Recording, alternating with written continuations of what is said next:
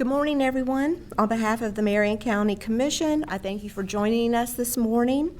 Today is June the 18th, 2019, and we're in the Marion County Auditorium Chambers located at 601 Southeast 25th Avenue, Ocala, Florida, for our regularly scheduled Board of County Commissioners meeting.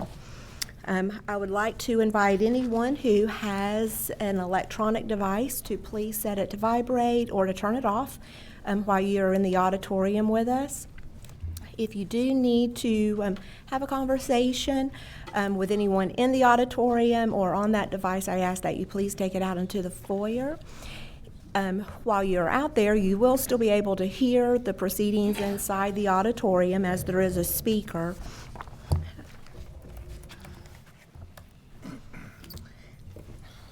If you'll now please stand with me, Commissioner Gold is going to lead us in our invocation and our pledge. Lord, thank you for this day and thank you for this country we live in. Thank you for allowing us to come here in peace and without fear. Please protect those who protect us both at home and abroad. In Jesus' name we pray. Amen. Amen. I pledge allegiance to the flag of the United States of America and to the republic for which it stands, one nation, under God, indivisible, with liberty and justice for all. Madam Clerk, if we could please have roll call. Yes. Chairman Stone. Here. Vice Chairman Moore. Here. Commissioner Bryant. Here. Commissioner Gold. Here. Commissioner Zalek. Here. Thank you so much. I'll start with our announcements and sit back and enjoy. There's a page full of them. Today at 10 a.m., we will adopt a resolution updating the Growth Services Department's list of services and associated user fees. That will be a public hearing. Also today at 2 p.m., we will have our zoning portion of the meeting, and again, that will take place here in our auditorium. As soon as thereafter 2 p.m. today, there will also be a public hearing to consider an ordinance to adopt the 2018 Marion County Comprehensive Plan Evaluation and Appraisal Report. On June the 20th, we will be meeting at the Rainbow Lakes Estate Community Room at 10 a.m. for a public hearing to consider tentative adoption of the budget of Rainbow Lakes Estate MSD for the fiscal year 2019 and 2020. On June the 25th at 10 a.m., the Commission will hold a workshop to discuss the I-75 and 49th Street interchange. On June the 25th at 4 p.m., Marion County Transportation Planning Organization will hold its regularly scheduled meeting, which takes place on the fourth Tuesday of every month. And both those last two items will take place here in our auditorium. We'll be back together on July the 2nd at 9 a.m. for our regularly scheduled commission meeting for the first Tuesday of the month. And during that commission meeting at 10 a.m., we will have a public hearing to consider an inventory list of county-owned real property held in fee simple appropriate for use as affordable housing. That afternoon at 2 p.m. on July the 2nd, there will be a commission workshop. We will be discussing pavement management. To close out our day on July the 2nd at 5:30, there will be a public hearing to consider an amendment to the Land Development Code, which is also be referred to as the LDC. So, Madam Clerk, that's all the announcements that we have today. I'll next move us into our first item of business, and that's to approve the presentations and proclamations. So moved. Second. We've got a motion by Commissioner Bryant, second by Commissioner Moore. All in favor? Aye. Any opposed? That motion carries unanimously. Our first presentation this morning will be by Jody Kirkman. Mr. Kirkman?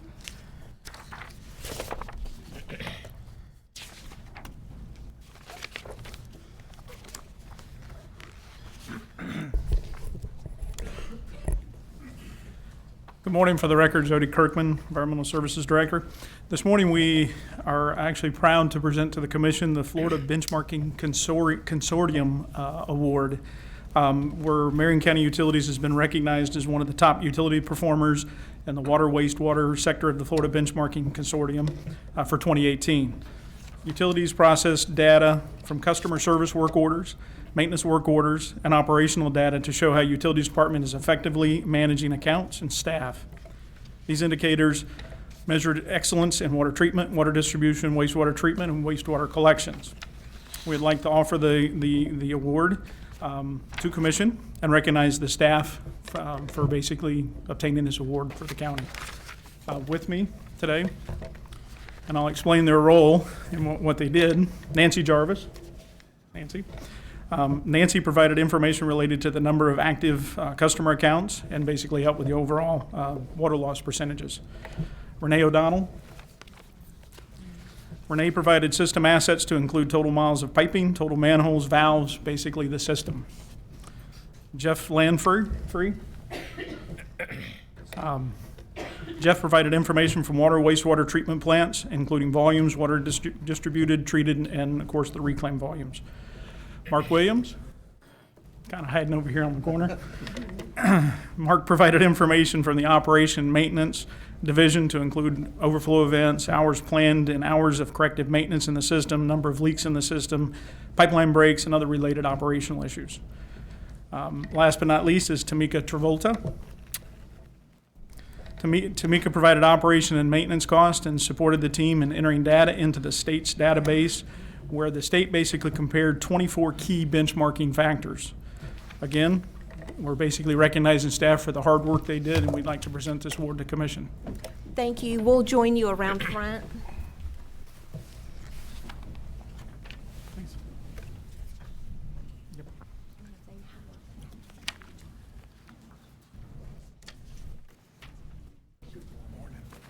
Congratulations.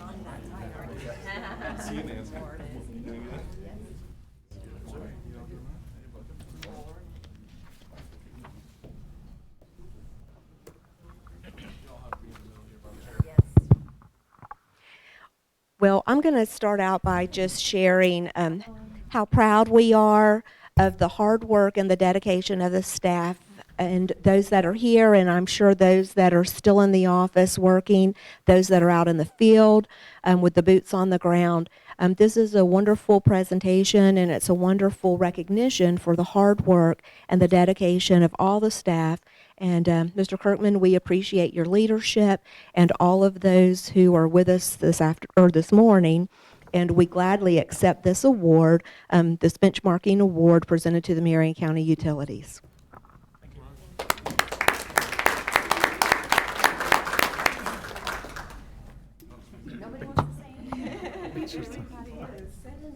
Picture time.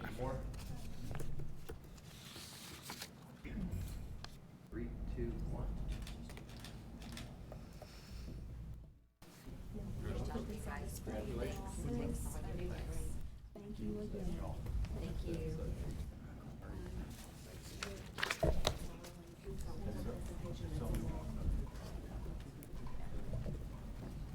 The walk-on will be only presented. You don't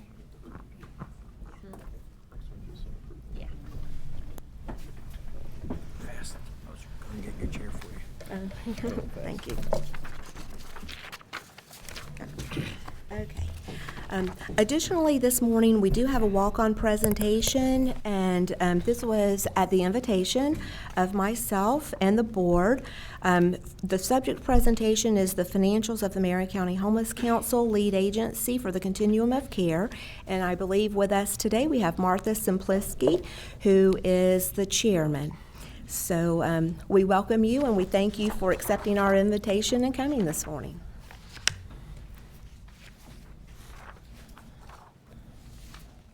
Thank you very much for providing that invitation and the invitation to turn over to you the funds that we use, the papers that we use to describe the funds that we spend. My name is Martha Saplinski. I live at 3780 Northeast 28th Terrace, and that's in the county. I have brought with me Angela Juristic. Angela is our chair, our executive director, and she is much more intimately involved in those numbers than I am, and so she can answer questions better than I can. I want you to realize that I'm going to change my order here because I know there's little time. that we operate on almost no money. It looks like a lot of money, but we will operate on only the administrative portion of all those funds that go through us to help Marion County. The city and county commissioners have been asked to take on the responsibilities of lead agency, which is also called lead applicant. That's set up by HUD. And you have been told that 2 employees can do what 5.5 employees do in 37.5-hour weeks year-round. That's just a pittance of what it would cost you because we don't pay benefits. We have no insurance. Our people do it, I think, out of the goodness of their heart. The reasons for changing the agency were to increase capacity and because Marion County Homeless Council is a direct service agent. Your city is also a direct service agent. Read the PPI study. It describes Dennis Jantz's position perfectly. And you have that here for you, and also I have the HUD words that describe what direct care is. So that's negated. You are the city is a direct service agent. You may also have been told, in whispers, I hope, and very incorrectly, that Marion County Homeless Council does not manage their funds ethically or efficiently. That's not true. Look at the paper. You'll see that that's true. That is not true, that we do things above board. We are audited annually, and DCF just came in and did a study of the work that we're doing, and they were so happy with it. They are using your lead agency, Marion County's lead agency, as an example all through the state. As for capacity, that was the other reason to change. In the last 5 years, your lead applicant, Marion County Homeless Council, has tripled grant funds for the homeless in Marion County, established the new continuum of care, written grants to pay for everything that the continuum of care needed to do, which was our job as lead applicant, and reduced the number of homeless persons in Marion County by 48% in 5 years, based on your own pit count. I think that's success. I think that's capacity. I think that if you could help us to do this, it would be wonderful. And what we really need is some truly local funds to come through, not federal funds, that are bypass funds. We need truly local funds to add in as match. That would improve the money that comes to Marion County. We lost some this year because there were no local funds that HUD identified as truly local to cause us to get more money. So, Ms. Saplinski, let me just ask you, the last statement that you just made about we lost funds because there were no local funds that were included, what was the cause of not including the local funds from other agencies that should have been counted? Well, all of those were in, but they want to know if the local government has an assessment of any sort. Do you have something that comes directly because you've gathered it, not because it's coming from other agencies? We have funds from other agencies. It's government money that they're looking for. But we failed to report those other amounts. We don't have time to discuss that, but I can tell you why. We failed to report it because it was not specifically put in the report that was given to the people who were gathering it. It's on you all to tell us what we need to put into it. It's a very, very big job, and so we relied on you to do that. Well, we thank you for your presentation this morning. Yes, ma'am. I would like to ask you, do you know what the total budget is for the COCC, the COC? That's the one question I didn't prepare for. Yeah, I believe it is over 500,000, but I can definitely send you an exact answer. This documents that I submitted have each of those broken out. The first 4 pages are the lead agency dollars. Those remaining pages refer to the direct grants, but if I can send you that, I do apologize. I didn't realize. That's fine. That was... And Angela, could you just give your name and address for the clerk, please? My name is Angela Juristic. It's spelled J-U-A-R-I, S as in Sam, T as in Tom, I-C. My address is 4101 Southwest 7th Avenue Road, Ocala, Florida, 34471. Thank you. Thank you. So, Madam Chair, can I ask a question? Yeah, absolutely. Board, And not necessarily for I you, have some but I think- conversation. I think just to- for the public's knowledge, So if I understand it correctly, you know, we participated in the PBI study, right? And that came up with some different ideas and some different strategies to help reduce homelessness by, I think it was 60% over the next 5 years. With that goal, I think one of the things is that some of the folks from that agency came back and said, okay, so we have today an agency that does both direct services and works with the COC. We would also like to have another option. Would the county be willing to put a proposal together? And to this point, I think that's, I mean, if I'm missing something, let me know. But all we've done is put a proposal together for the COC to consider. They can continue to work with the Homeless Council. They can continue to work with Marion County and the City of Ocala if they like to. I think we're all going to be playing in the same game. We all have a responsibility in this process, and at the end of the day, the COC is going to make a decision, I believe, about which way they want to go.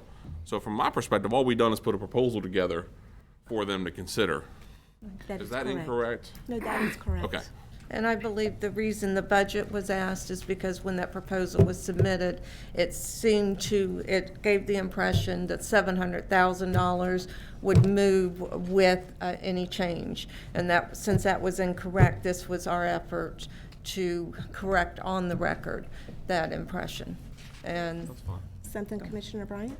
Okay, so let me go back to, with that proposal that was made, the money would move, wouldn't it? So what would move would be the administrative portion of that. Here has been the issue. Board, you've asked me to sit on the COC. Right. I've done that for 2+ years. For 2+ years, I've asked for a breakdown. What is the COC budget and what are the expenses? And I've asked for the lead agency, what is the lead agency budget and their revenue stream and expenses. This is the first that I have ever gotten close to getting this information. Now, I'm looking at it this morning for the first time, so I can't tell you, but I can tell you as an individual who has talked to other nonprofits and asked, if I ask for an income statement and a profit and loss, can you give that to me within an hour? The answer is yes. This is not an easy, complicated, well, it is easier than it is complicated to produce something. This is not in a format that I would have expected to see. I would have expected to have seen a sheet that says, here are all of our income streams, here are the grants, here are the expenses, and here's where the monies go. That would be for the COC dollars that have been there. Then there should be another one for the Marion County Homeless, or yes, Direct the Marion services. County Homeless Council, that would also list your portion of admin cost over there. I can't get, and we have not received through the COC a detailed listing of where those funds go on a regular basis. I believe that to my knowledge, we have attempted in 5 different times to give you this information. And I know that the profit and loss was given out last month. But I do want to say that I'm not a government person, so I don't know the answers to all these things, you know. But someone explained to me what an MSTU is, a municipal special taxing unit. And I know you understand that much better than I do. And I understand that what happens is the money all goes in, Marion Oaks needs the roads paved. Okay, so you set up a special taxing unit just for that, and the money all comes into your budget, and then you expend that money that's collected from them only in Marion County. But you have an administrative budget of something, I don't know, 5%, 20%, whatever, and that administration budget goes into your budget. That's the money that you spend to take care of administering the process. Well, can you pull out of that administrative budget exactly, am I confusing you, David? I'm so sorry. I'm wondering where you're going with this, but I'm sure you're going. What I'm going at with this, or trying to do, is say that is to ask you if the county government could pull out exactly the pennies, the dollars that go to each agency from that administrative money. Yes, and quickly. And That's quickly. because we We keep have a great clerk. accounting, and so, Well, okay, but that's how it works with us too. no, ma'am, it may work that way, but you can't produce it that way.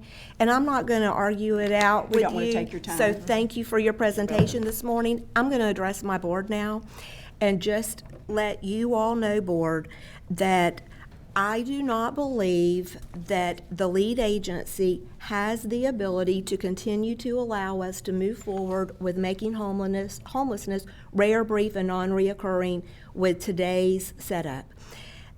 You're right, Commissioner Zalek. All we've done is put a proposal together, and it is the COC membership that will vote on whether or not they are going to move forward with the recommendation that the city and the county come together and form the lead agency to be able to allocate those funds.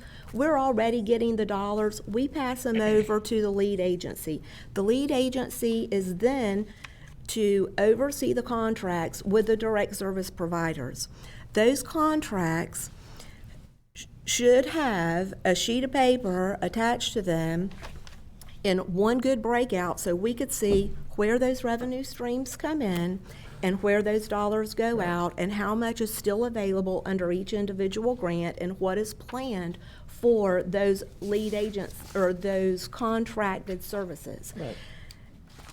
We're going to have to go through here and dissect it to be able to determine where I think this is the start of the problem. They cannot allocate from a lead agency standpoint because the lead agency also is a direct service provider in addition to managing the funds. As the lead agency, they sit on a rank and review committee that also determines where the funds go to the other agencies. They are competing for those funds that they are also attempting to distribute out to other agencies. They have received over 50% of those funds in addition to being able to, Ms. Zaplinsky, your presentation is over. We're not on the rank and review committee. We submit grants like Ms. everybody else. Zaplinsky, but they have a member that is sitting on that rank and review committee.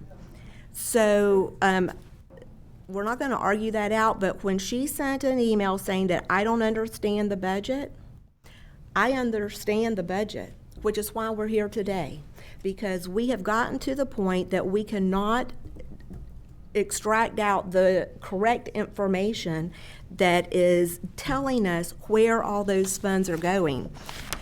I've worked with Cheryl Martin. I know exactly where those funds are going, and I can't tell you if you've got that information or not because it's not in a format easily readable. But it should be if they had an accounting system that would be tracking it appropriately. So I put that out there for you as a board as we continue to look at this and as it comes back before us once the COC membership makes that decision, that you will keep this in mind, that if we are serious about truly ending homelessness, we're going to get a lead agency to be able to give us detailed accounting of where those dollars are going, that they truly are making the difference. So with that, I will also share with you that currently the Marion County Homeless Council also will not be getting additional emergency food and shelter funds because they are out of compliance with phase 33 and 34 of those FEMA dollars. So again, it is a matter of being able to manage those government dollars appropriately, and I don't think that we have a good accounting to determine that that's being done. Madam Chair, is that Yes. something the COC is reviewing and going over those details? I don't know, but I will certainly be taking it to our next board meeting to ensure that they at least have a copy. It's now public record for everyone, and make sure that they have those funds, those sheets. So, Madam Chair. yes. I appreciate the work that you continue to put in as a liaison for the Board of County Commissioners. And do we know, at least at this point, so we've put a proposal together. I'm sure the Homeless Council has their proposal. It's going to go to the COC. Has that, what's the process from here? The COC had an opportunity to look at this at their last membership meeting. They put together a small committee that is studying this a little bit more intently, and it gave them 30 days. So I believe at their next meeting, they should be able to determine if they're going to look at going with option A or B. Option, one of those is the city and the county coming together to be able to the county would act as the lead agency. We already get the funds. We got competent people. We've got great accounting processes. It's simply a matter of then we push that money out to the direct services. We're already managing grants already in a different capacity, but going towards the same end. So I think it would be very easy and very transparent with great accountability for us to be that lead agency going forward. And I've had the opportunity to visit Lexington, Kentucky, as well as Miami-Dade and several others where the county is that lead agency, and it seems to work so much more easier and so much more transparent with people who understand processes and able to put this together in a very easy format. And the dollars are accountable. Again, it's taxpayer dollars that we're working with, whether it's coming from HUD, any other grant, and I think it needs to be where it is seamlessly easy to look and dissect these budget numbers. Yes, Madam Chair, just for information, for your information, Cheryl went in front of that committee yesterday, and they had a list of questions for her regarding our proposal, and she provided all that information to the committee yesterday. Very good. I did speak with her after that, and I don't know if the numbers that we've been given are the same numbers that were given to that committee, but if they were, there was no sense in me going through the list of questions with Ms. Saplinski earlier because they did not know the COC budget, but the information that was provided at yesterday's meeting was missing $161,270 that had not been accounted for. We did do the research and we found that those were HUD dollars, but again, it was not broken out to be able to determine are these where is the lead agency, where is the Marion County Homeless Council? And again, that was part of the recommendation from the PPI study as well as the Florida Homeless Council that came in and did the audit and said the lead agency should not be providing direct services. They either need to be the lead agency if Marion Homeless Council continues in that lead agency capacity, they should be a lead agency only and get out of the direct services business because, again, the way these dollars are meshing, it is not flowing to good accounting. So, any other questions? And I'm glad that we may be getting to an end with this with the COC membership. I hope that they will understand if we are serious about ending homelessness quickly, better than where we are today, they will definitely make a change. So, with that, I think we're done with presentations this morning. And we will then go to agenda item public comment. If there is anyone who is in the audience who would like to speak on any item that is on our agenda, I'll invite you to come forward now. We had no one who had signed up in advance, but if there's someone who has an item on today's agenda that you would like to speak to, I invite you to come on down. And there are two podiums so that you're welcome to come to both. Good morning, Mr. Muniz. Okay. If you could give your name and Henry address. Munoz, Thank you. 495 Marion Oaks Boulevard. Item 7H3 has to do with the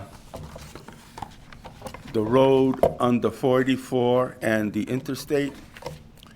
My question is, will 49th Avenue Extension be finished before this starts? Because all I see is a big bottleneck happening down there. There's one there already, and if you start working on this and 49th is not ready to move, we've created another bottleneck, much worse than what we got now. Thank you, Mr. Muniz. We'll have staff answer that question for you. Okay. Do we have anyone else who has an item on the agenda? I don't have one on the agenda. Name and address, only if you are speaking to something on the agenda. If not, then we will have public comment at the end of our meeting today, and you're welcome to address us again on any other topic. But I signed up. As long as you signed up for something on the agenda, you'll be able to speak to this. He signed public up comment. under section 12 He's on. for So- general public comment. We'll bring you forward at that point in time, sir. Thank Did I you. sign up? You did, I think you are also under section 12. to If talk if about- you're going to talk about something specifically on an item, as Mr. Munoz just did, he was able to identify 7H3 was his item to talk about on the agenda. If you've got an item number on the agenda, I invite you to come forward. If it's not on the agenda, there will be public comment under general public comment at 12A that will invite you back. 1A, 11A, 7G5, 7I1, Excuse 9B. me, Mr. Nectel, I'm going to need you to give them to me very carefully so that I can make record of that. 1A, 1A. this is about water and sewage. 11A, And what was the other number? 11A was the second one. 11A, 7G5, 7G5, 7I1, 7I1, 9B, and 3003. Go ahead, Mr. Nectel. Okay, so I do have 5 minutes. Well, you signed up for 5 minutes under 12A. Now, if you've got if all these items that you have here, I've not looked to see what they are. Relative to water, mostly. Okay, go ahead, Mr. Okay, Nectel. thank you. I attended the May 23rd meeting, and I left not exactly sure of all the elements there. Could you just give your address for the clerk? Roger please? Nectel, 12727 Southeast 97 Terrace in beautiful Summerfield, Florida. Some of the things that I heard that we're going to be implementing a tax in 2020 of at least $122 per lot. That's incorrect. Okay, That did I'm not asking these pass. questions. Yes, sir. No, sir, that did not pass. It didn't pass. It didn't. Okay, that's a good start. Because I was worried, here's the reason why. I'm using your product, your water and your sewage service, so I could get that tax. But let's say I'm a person in Denellen area. I'm trying to think of it, the name of the, I have it here somewhere. Lake Tropicana, they have a lot of ranchettes that are like 5 acres. 122 feet for each one of those, might be $500 just on that type of tax. Whenever that tax implements, it's going to be a real problem for a lot of people. Maybe 20,000 people will be leaving here. The people who lived there longest, too. But that's another story. Okay, I'll go back to my basic one. We have a water rate structure that I have here. And if you stay under 6,000, it's only $1.19 a unit, which is 1,000 gallons. 12,000, it's $1.60. That's not bad, but anything over 12,000 gallons, you double the price to $281. And I'm sure this is a year old, so it's probably higher. If you go over 20,000, it's $6 a unit, or 6,000. You know, most of us, even with quarter and third acres, use, sometimes when it doesn't rain, more than 12,000 gallons. Right now, we're not using anywhere near that. Maybe there should be a system where where other places they do have this, that if you maintain a cup, in other words, if your average is less than 12,000 gallons, and the average of the year or whatever, you wouldn't be paying the higher rate. Okay, that's just a thought.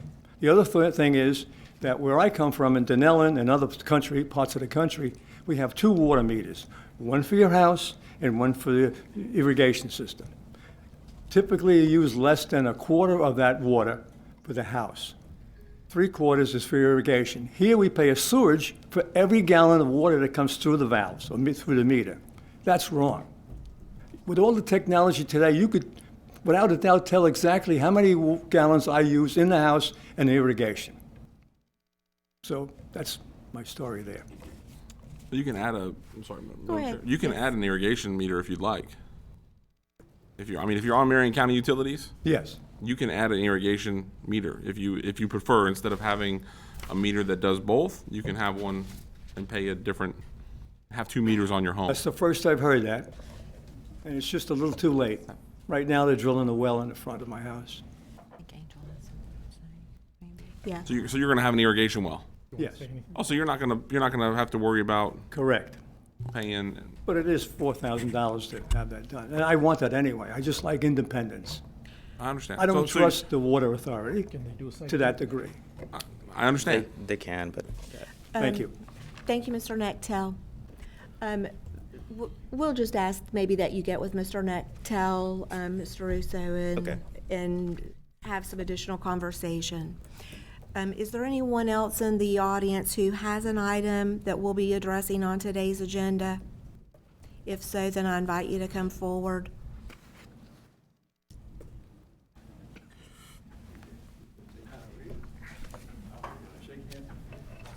Hello, Hello.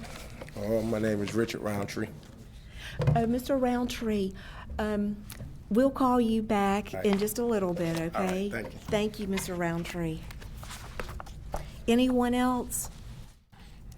If not, commissioners, we will next go to adopt the 5 sets of minutes.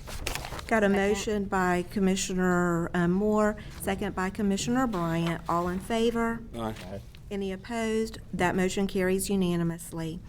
Item number 4, constitutional officers. second. We got a motion by Commissioner Zalek, second by Commissioner Moore.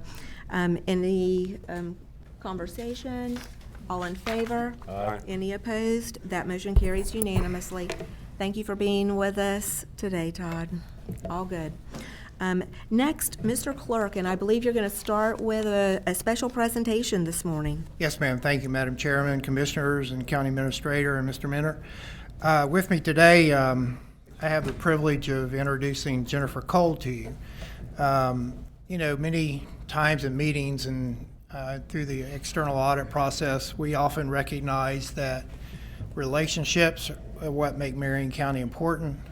How we have those relationships between county administration and the Board of County Commissioners and its constitutional officers create the success for Marion County. So you allowed budget dollars last fiscal year, or for this fiscal year, for me to overlap an individual with Mr. Gary, who's retiring in September of this year. And through your willingness to do that, I was able to then start my search early to replace our finance director, Mr. Gary.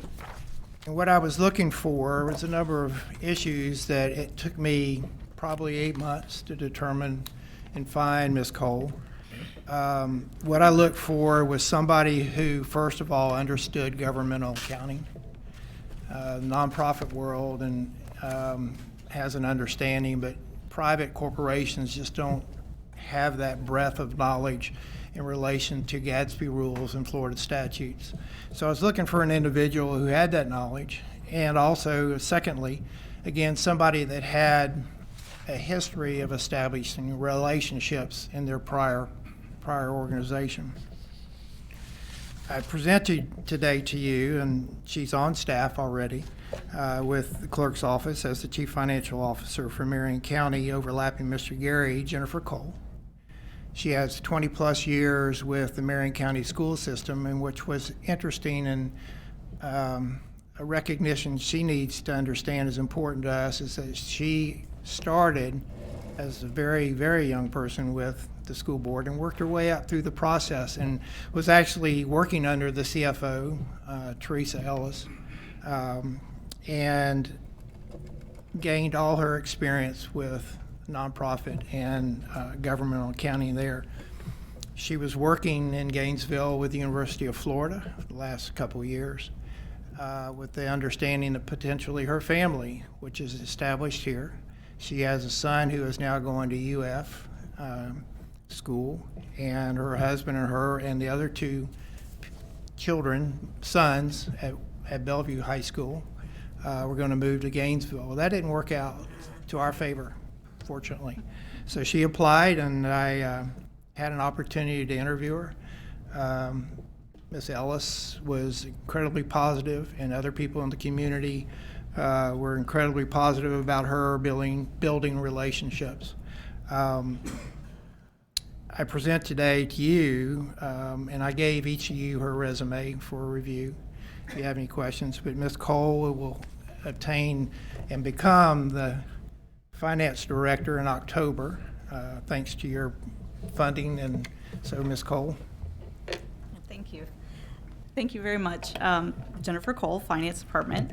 I appreciate the opportunity to be here. This has been a very positive experience so far, and I also want to thank you for giving me the opportunity to shadow Mr. Gary for a few months. There is a little bit of a learning curve between the school district and the county, of course, but a lot of the stuff that he does is very similar to what I've experienced in the past. So I've had 24 years at Marion County School Board, and I'm just happy to be here and looking forward to building relationships with all the agencies here and serving the citizens of Marion County. So thank you all very much. Well, we certainly welcome you, Ms. Cole. The breadth of experience that you bring, I am so grateful that our clerk felt the need to make sure that someone came in to be able to work with Mr. Gary in these last few months. Our budget is so critically important. As you heard earlier, great accounting is a must, Yes, and we certainly appreciate all the work that has gone in years past. So. Thank you, very Mr. much. Gary, and welcome, Ms. Cole. Thank you. Yes. Thank you, Madam Chair. Thank you, Mr. Cole. Sure. And I would be remiss, Mr. Clerk, if I didn't say how much we're going to miss Mr. Gary. Absolutely. And we know that he's looking forward to his retirement, but it's a tremendous loss for Marion County. Yeah. We will have functions for him later on. I was going to say, I'm sure we're going to send him off well. Yeah, thank you. Further on the agenda, item 5A, 1 through 8, I do have a request to pull 5A8 because it relates to 7E1. So I present items 5A1 through 5A7. So moved. We've got a motion by Commissioner Moore, second by Commissioner Zalek. All in favor? Aye. Any opposed? That motion carries unanimously. And 5A8 will go With 7E1. 7E1. And the next item, 7B, as Mr. Tomich comes forward, is to present to you the budget workshop schedule as Mr. Tomich has pulled together and with the county administration. Very good. Thank you. Need that for approval, please. So, give me 1 second and I will get there. So under 5B, we have our schedule for our budget workshops. Has everybody had a chance to look that over? Yes. I'll move for approval. Thank you. We've got a motion by Commissioner Bryant, second by Commissioner Zalek. All in favor? Aye. That motion carries unanimously. For the public, those are scheduled for July 8th, 9th, 10th, and the 18th, I believe. Very Did you have good. an adjustment? Okay. An adjustment to the Oh, schedule? yeah, I have an adjustment. I asked the board if I can do mine on the 9th instead of the 10th. I have an appointment that came up that I can't miss. I don't see that that would be a problem. If we could just get a revised date schedule, then that would be great. Thank you. Will do. You just want to go first, Mr. Clerk? Say again? You just want to go first on Tuesday? On the 10th. Whatever's convenient for the board. Okay. I'm flexible. Item 5C is for Mr. Tomich to provide the documents and explanation to you on 5C and 5D. Good morning, Michael Tomich, Budget Director in the Office of the Marion County Clerk of the Circuit Court. And I'm here to represent the Office of the Clerk of the Circuit Court and Comptroller, who serves as the budget officer for the county, and to present the board's proposed budgets for fiscal year 2019-20. The annual budget process begins in January with the County Commission Strategic Planning Workshop and follows with the formulation of budget requests and revenue estimates to ultimately prepare a balanced budget proposal. The proposed budget is provided in 3 documents. The medium-sized document is the proposed annual budget, includes a budget transmittal letter, charts, graphs, performance measures, and an appendix of agency-provided documents for the board's review.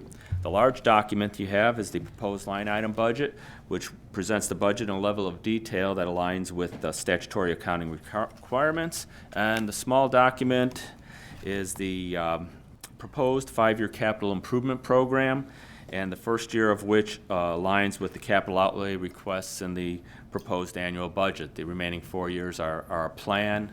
Budgets are statutorily adopted on an annual basis, so the subsequent years in that document only become official budget when those years come up successively.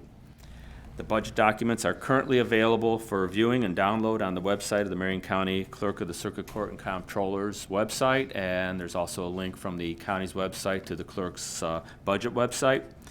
It's important to note that the budget as proposed is a compilation of budget requests as received from county departments to the county administrator's office, as well as those requests submitted directly by the county's 5 constitutional officers, the clerk of the circuit court and comptroller, the property appraiser, the sheriff, the supervisor of elections, and the tax collector, as well as outside agencies that routinely provide services funded by the county. The budget as proposed is the County Commission's first opportunity to review these requests, as well as the corresponding tax and fee rates necessary to fund the budget as proposed. As such, the budget does not yet represent the level of funding and the prioritization of services to be determined by the County Commission. The County Commission will have an opportunity to review and adjust the proposed expenditure requests, as well as the corresponding tax and fee rates through the remainder of the budget process. A series of budget workshops are scheduled during July, and we've already covered those dates and times. And then details of the specific budget topics and the approximate times for discussion are included in the detailed budget workshop schedule provided on today's agenda. An overview of the details of the proposed budget will lead off the budget workshops, followed by discussion with representatives of the departments, constitutional officers, and agencies funded by the County Commission.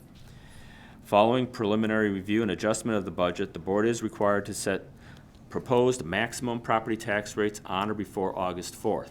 It will be necessary for the County Commission to set a continuation of the regular meeting of July 16th to a date and time following the conclusion of budget workshops, but on or before August 4th to take action on the proposed tax rates. The budget is finally adopted through a series of 2 public hearings scheduled for the evenings of September 12th and September 26th, whereupon the budget and tax rates will be finalized for the fiscal year beginning on October 1. As you take the opportunity to review these documents, please feel free to contact our office with any questions. Any comments at this time? I'm not opening this book out here, but thank you for all the work in compiling this, all of the departments that have turned these budgets in, Mr. Boyonis, as well as Mr. Tomich, you and your staff. We look forward to reviewing line item by line item in the workshops coming forward, and thank you again for your work. Thank you. Well, we still have a few minutes before we go into our public hearing, so we'll go to consent. We'll pull 71 at the question of Mr. Munoz. Commissioner. 7H3 was 7H3. 7H3. 71's 5A.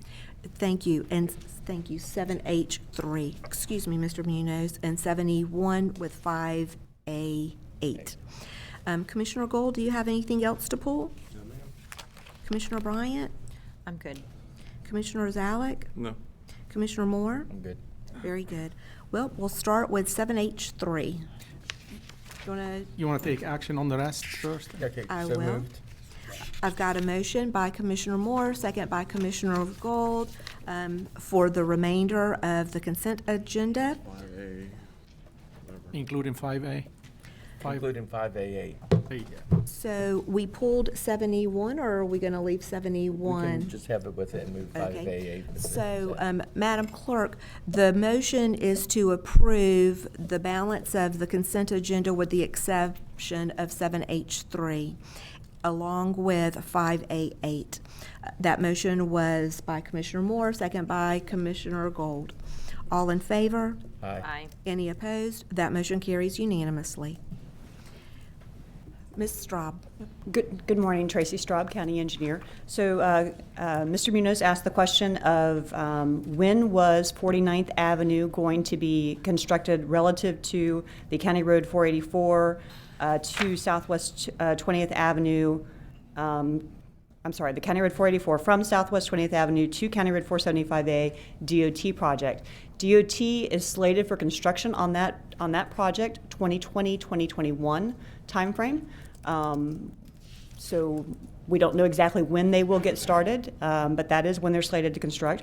We are also slated to construct the portion of 49th Avenue from just south of 484 north up to Marion Oaks Trail, also in that 2020-2021 timeframe. We do expect that we will be done before DOT will be done with the improvements, and that the timing will be very close to each other. So there will be a bit of overlap, but I think it's necessary because we don't want to delay any of these improvements at all. Very good. I think will help too, Tracy, the segment from 95th Street all the way up to 66. What's the time frame on that? So on 49th Avenue, 95th to 66 is under construction right now. You can see the contractor out there working. They should be done by this time next year. I'm sorry, that's the segment to 80th. The segment from 80th to 66 is going out to bid here shortly. They again will be given a year.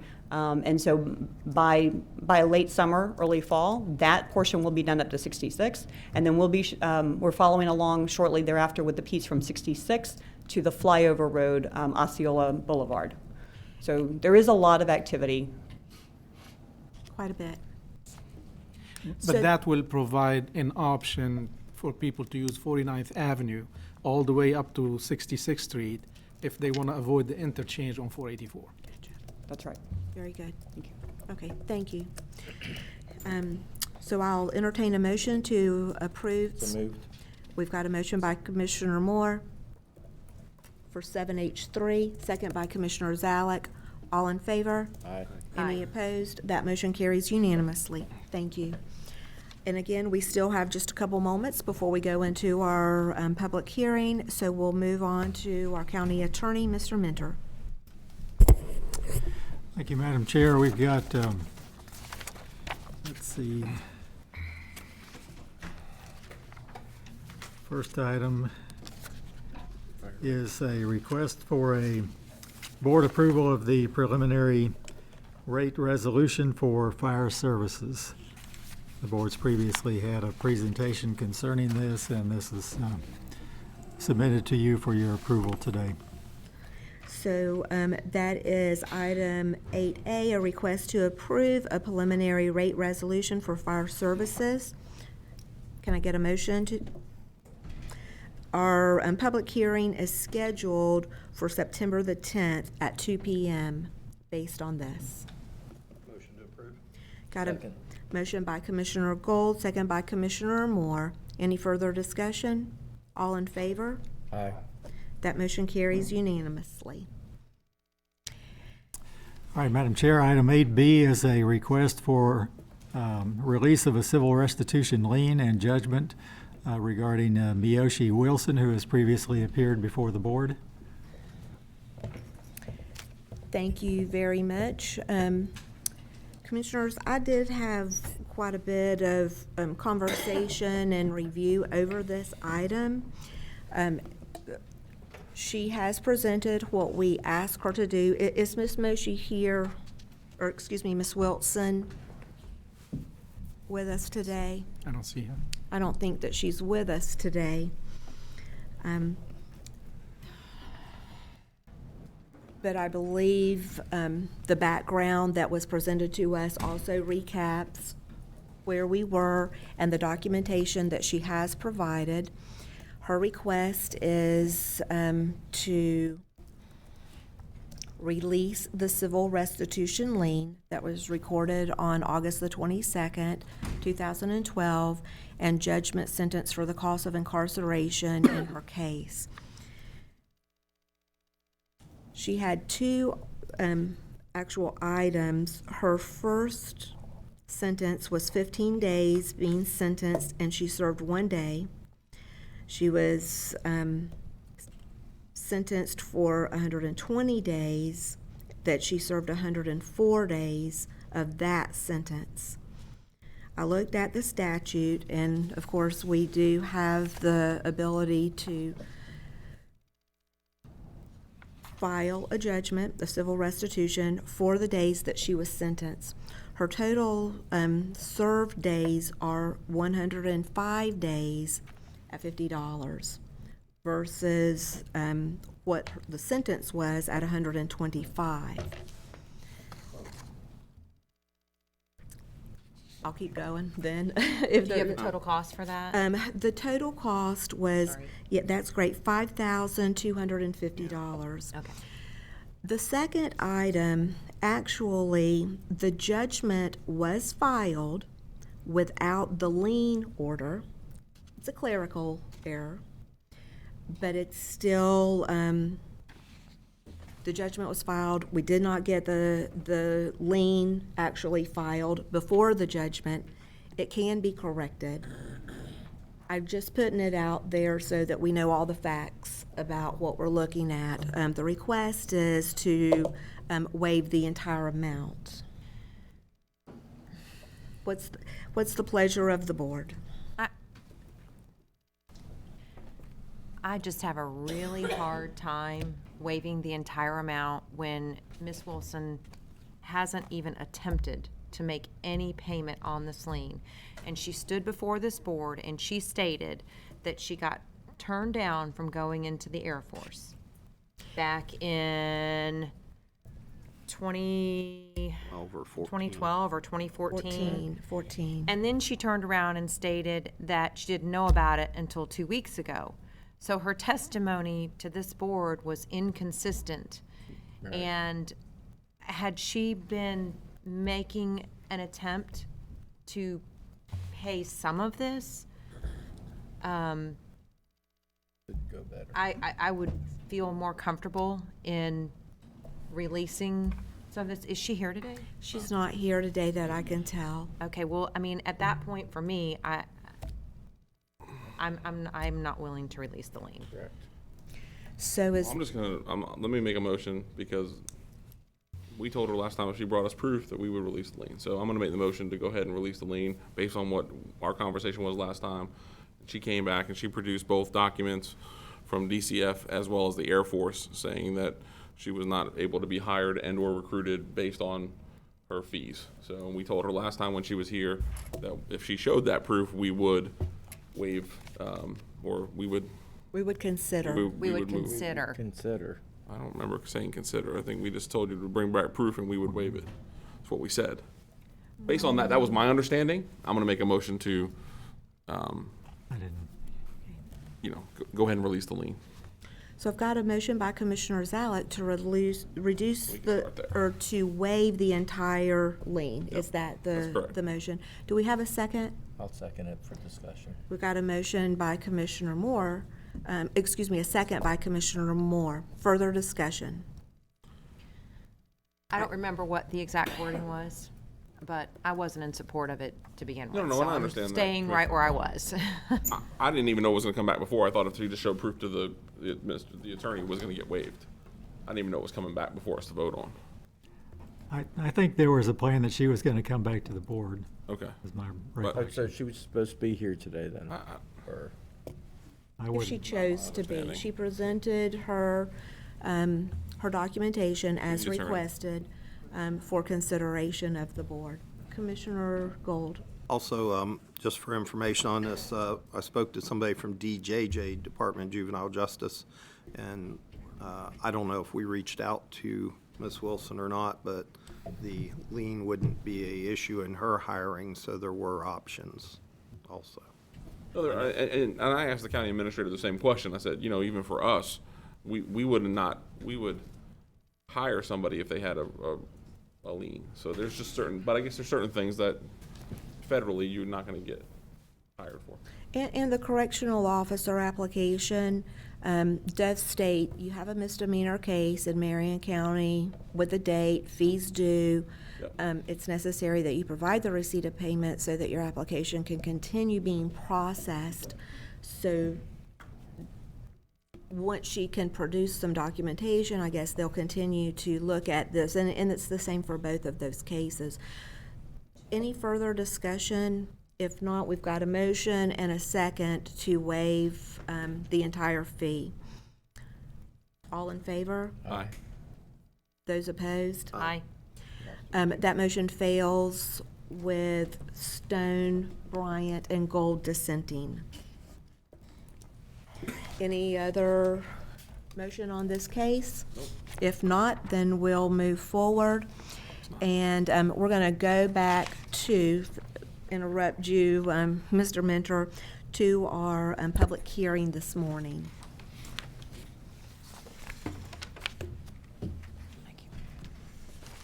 That's item number 6. Thank you, sir. You're moving so well, Sam. This is a public hearing to consider approval of a resolution updating the Gross Services Department's list of services and associated user fees. Proof of publication. Do we have proof of publication? Yes, I have proof of publication of legal ad number A000953909 entitled Notice of Public Hearing, published in the Star Banner newspaper on June 7th, 2019. Thank you, Madam Clerk. Good morning. For the record, Sam Martzoff, Marion County Gross Services Department Director. We bring to you today, actually early in last year's budget sessions, we were directed by you to look at our fee schedule and to bring back a list of what we could identify as user fees that were needed to be updated and new ones that needed to be added.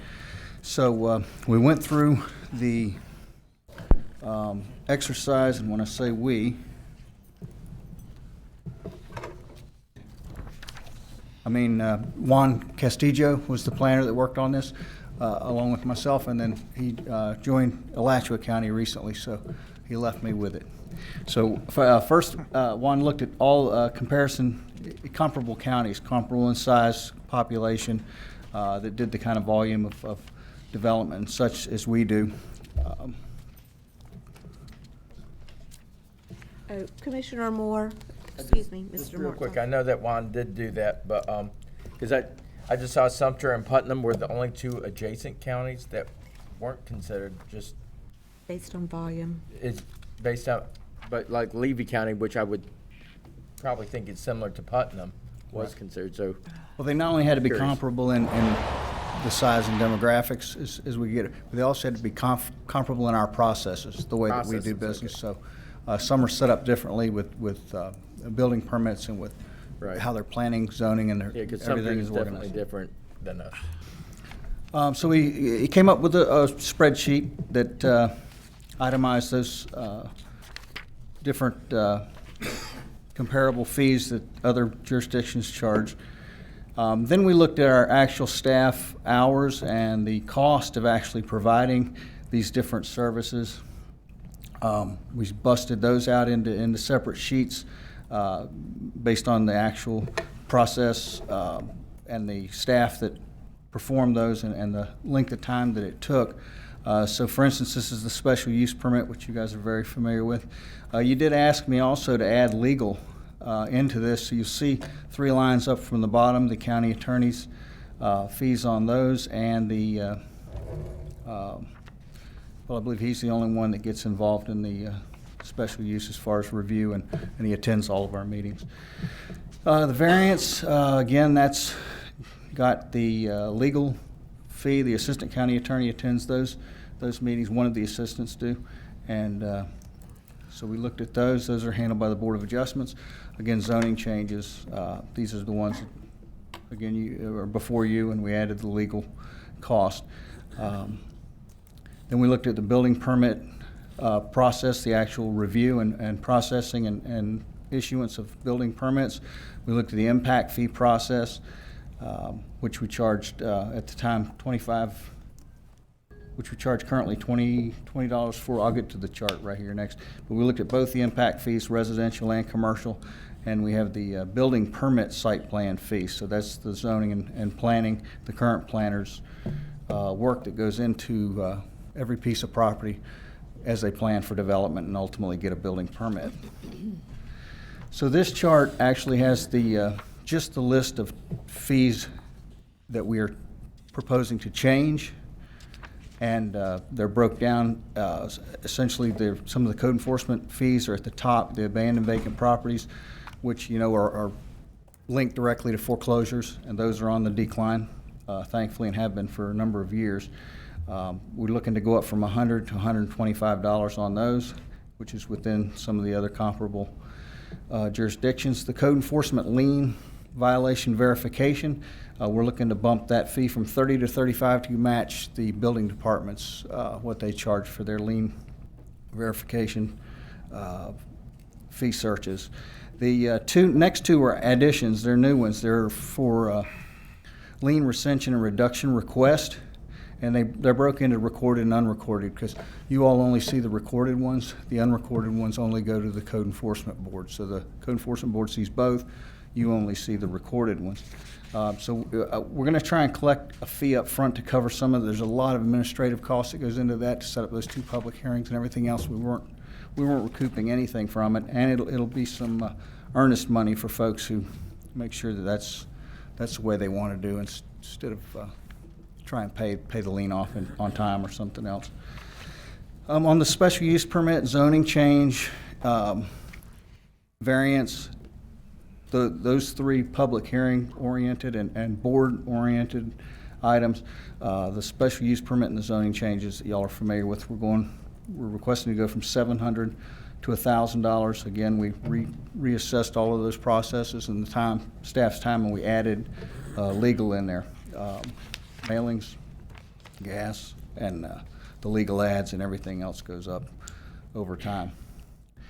And on the far right is so we estimated the number of occurrences in this chart for each of those, and on the far right is the total amount that the revenues would then go up for the Gross Services Department as a whole. So getting through the process part down into the review and inspection, the building permit impact fee are currently $20 each for residential and $25 for commercial. We're looking to bump those up $5 for the residential and $10 for the commercial to $25 and $35. So you'll notice on the occurrences, those are the number of actual permits that those reviews take place on. The building permit site plan review is the big one for the planning and zoning staff as far as the planning techs go, also known as the zoning techs.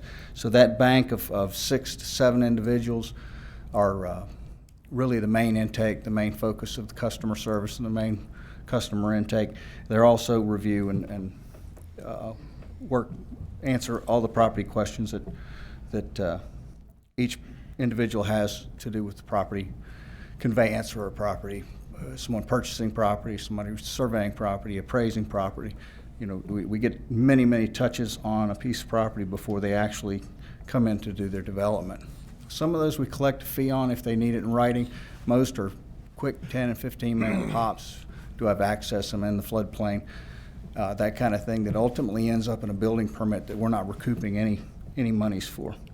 So in analyzing that, we'd like to request them to go up on that fee from $30 to $55. That's a $25 increase. Sam? Yeah, go ahead. Thank you, Madam Chair. So I noticed we did 4,500 of those last year. Yes. Do you know where we are, where we're tracking this year? Tracking very nearly the same this year. Okay. Yeah. Thank you. And there's the same number of property transactions as well through the property appraisers, so we feel confident that'll stay. So that, as you can see in the right-hand column, brings that group up to, adds 112,500 to that group. That group, as part of our budget, is 80% people, because it's just information basically that they're giving that, quite frankly, you can't get anywhere else, most of it. And so right now on the $30 for 4,500 permits, they're collecting about 130 return on that permit review, and so that'll bump that up to just over 200,000. So the minor site plan review is the more commercial oriented plans that are under a threshold for drainage. Those we're increasing as we start to have to do more coordination with other departments, from 100 to 150, and then the rest are just temporary miscellaneous kind of zoning permits that we're doing. So I'll leave this chart up, which shows really it's the same chart as you saw a minute ago with an added column to the right showing the comparisons, and stand for any questions. I'll bring it back to the board if there are any questions. Not yet. Motion to approve. Or we gotta do public? At this point in time, I will open this up as it is a public hearing. If there's anyone in the audience who would like to speak on this 2019 fee schedule proposal, please come forward now.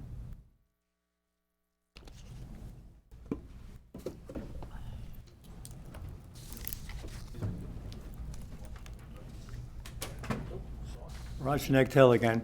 When was the last time we changed the fees? Great question, Mr. Nectel. We'll get that answer for you. Thank you. Because fees are great, but you got to be careful. I remember 2006, everything went to pot because of a few fees and other things. Thank you, Mr. Nectel. Yes, sir.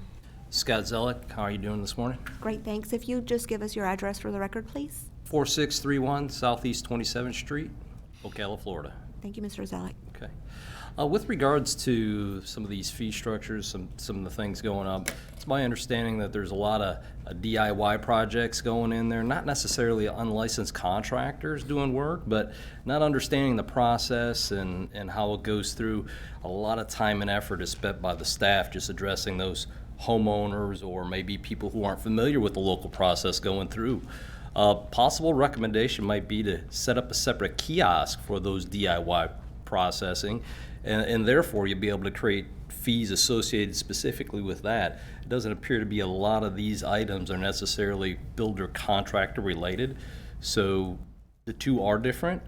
It looks like just the fees are looking to come from the building part, and you're still going to have those problems instead of the local consumer going to a builder or a licensed contractor and just mucking up the system, trying to get through it on their own. Okay? Thank you. Thank you. Thank you for your comment. Do we have anyone else in the audience who would like to speak on the proposed fee schedule that's been presented this morning? If not, Sam will bring it back to you. Okay. On Mr. Nectel's question, the last time that we updated the fees were in 2014. But if I use the building permit site plan fee, for instance, it was $19.95 all the way to 2014. It was $20. So that group has been underfunded for some time. From 2014 to 2019, then it remained. It was raised to $30 in 2014, and that's the last time that any of these were changed was 2014. 2014, with some of them as late as 1995, did you say? Going all the way back to 1995 for many of them, but 2014 was the last time that we brought a comprehensive change to you. Very good. Thank you. Yes, sir. And great idea about the kiosk, perhaps? Yes, as far as I know, we're still on schedule to redo that lobby. Okay. We're asking for funding in our budget for the gross community services building and ourselves to fund the head person that's going to help direct people who need direction. Otherwise, we're looking to set up a kiosk, something that'll help people out. Very good. So that item is being addressed. When the gentleman spoke about not seeing a lot of the fees associated with the DIY stuff, the reason that we only see 4,500 of the 10,000 permits that they issue a year is we don't see air conditioning, roof, interior renovation, electrical permits, those kind of things. They don't come through zoning. So if they're not a vertical improvement and something that happens on the site affects the site, we don't see them. Very good. Thank you. Okay, I'll bring it back to the board. Yes, Commissioner Zalek. So, Madam Chair, there are a lot of these that I agree with, but there are a couple that I really have some real heartburn over. So, both the special use permit and the one for mining is fine, but the special use permit and the variance, I think, are just too expensive. Most of these come through as, like the gentleman was talking about, a DIY project, a small shed somebody wants to put on their piece of property. Now I got to go get a variance for it. Now I bought a $500 shed and I got to pay $500 to get a variance on the property line. Even if it was a couple $1,000 shed, it's $500. I mean, it's a substantial amount of the cost of a project in order to get a variance, which is significant. And I never liked the $700 for a special use permit. I thought, well, we should have went back to $500 and now going to $1,000. It's just too much money for somebody to have a piece of property and park their truck there. For somebody to, since we passed the animal ordinances, we're getting a whole bunch of calls about folks that have to get a special use permit for their breeders, and all these other kind of things. A lot of these are from an economical standpoint, they're very small. Although unfortunately, government from our process standpoint is still expensive and it costs money. I just don't think somebody should have to pay $1,000 to apply to have that result. And I don't even know if that's something we can go back in our land development code and fix and categorize smaller projects that can just be administratively done through SAM. That could be a way we solve some of these smaller category problems that are asking for a special use permit. If somebody wants a specific animal, or you think about all the things we do. $1,000 is a lot of money for some of these very small, very inconsequential special use permits. It's just too much money, in my opinion. Thank you, Commissioner Zalek. Any other? I would concur that, like with sheds, I'm inside city limits. The reason why I didn't put a second shed on my property was the cost that the city of Vocal had was going to outweigh the amount that I had to pay for the shed. Right. I mean, it's and crazy. it was crazy. So especially if you got to get a variance and a special use permit. The county shouldn't have to. One at a time. So sorry. Yeah. Well, what he just said. You were both talking. I'm not sure that the he talked clerk over the top got. of me, but he's saying what I was thinking. All right, Sam, so let's go back to those two items and let's talk about the amount of staff time and what it takes. Oh, he's got it there. So I got the variance up here. And The again, variance. That's a process that only goes to the Board of Adjustment. It's handled by John Harvey in our office, so he holds a monthly meeting on those. The application process is the same deadline as the zoning changes and the special use permits. The notification is the same, it goes out to everybody within 300 feet. The property's posted and the legal ad's running in the paper, and everybody receives a letter. So it basically costs us $592.12 for each one of those applications? That's correct. We don't have the second public hearing like you have in special use permits. So we're still not taking that fee up to what it costs the county to produce. That's correct. The variance. Okay. And then for the special use permit? So that's the second sheet. First sheet's here.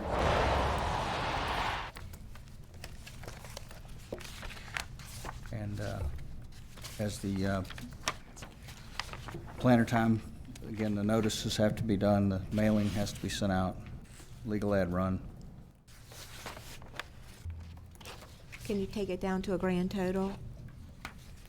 $1246.92. So again, we're still not recouping the time involved for the special use permit.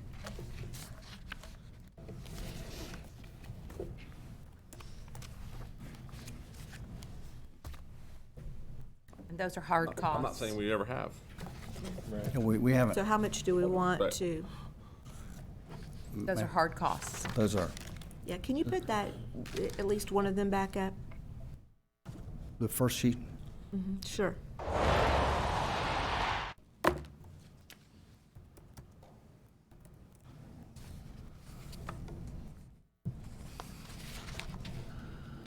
And this is an average, so Mr. Zalek points out that some are easier than others. That's absolutely for sure.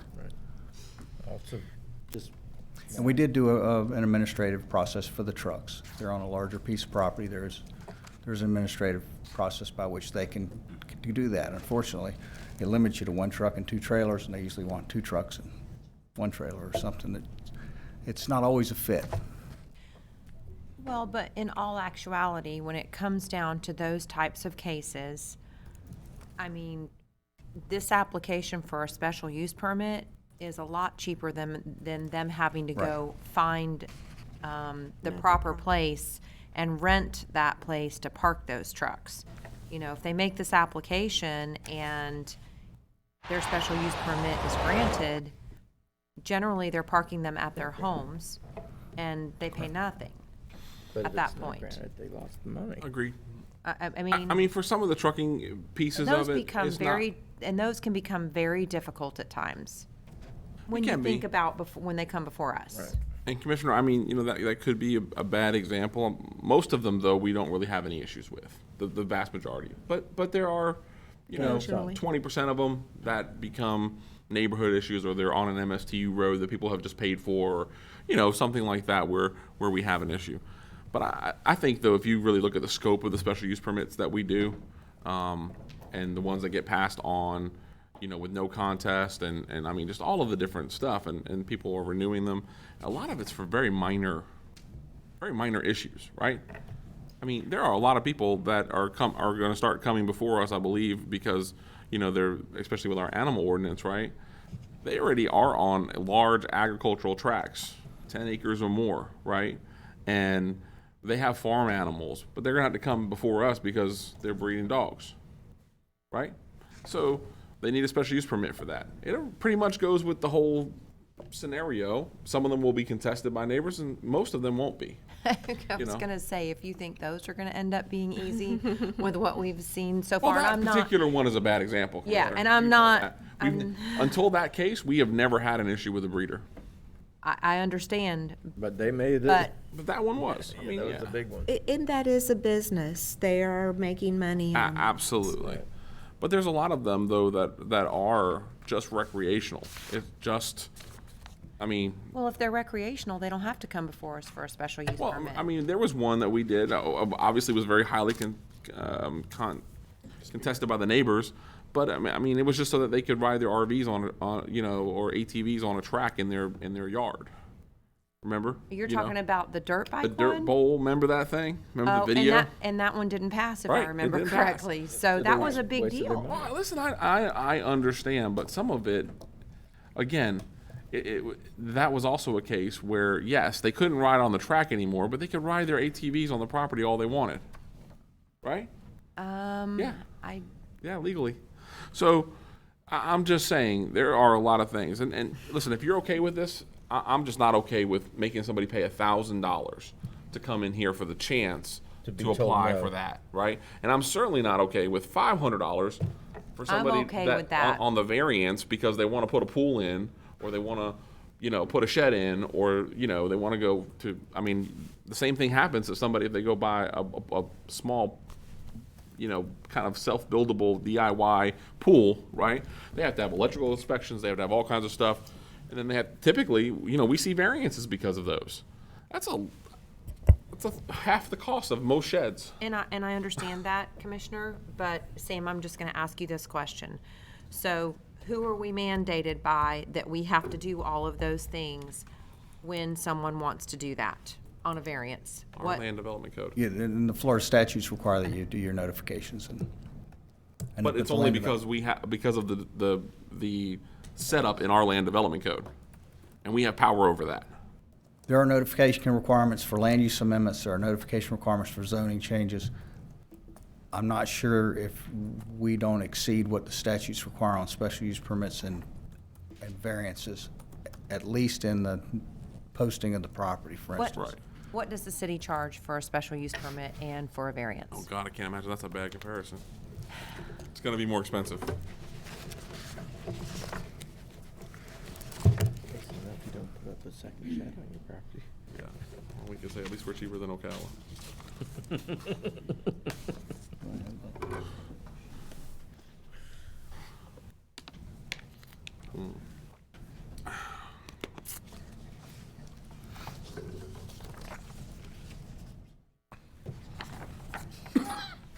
You probably have that in here too. I did not see. It's too small, yeah. Yeah, you Yeah. can't. And I left my reading glasses that I now need at my desk. You can try Thank mine, you. but I could make it So, out. I've got, see, Ocala. Here it is, right here. I've got Ocala at between 400 and 1250. They probably have a graduated scale for the complexity of the variance.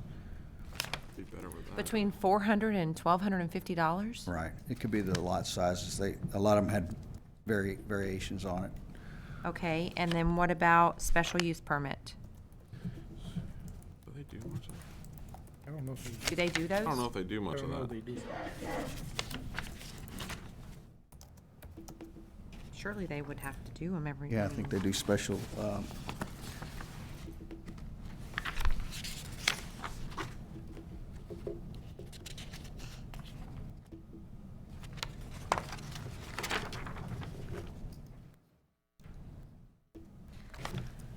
Does not show the-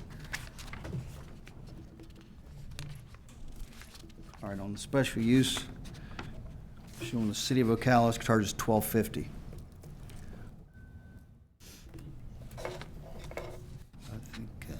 I think the range on that was between $600 and $2,000 for all the comparables. They have a slab, right?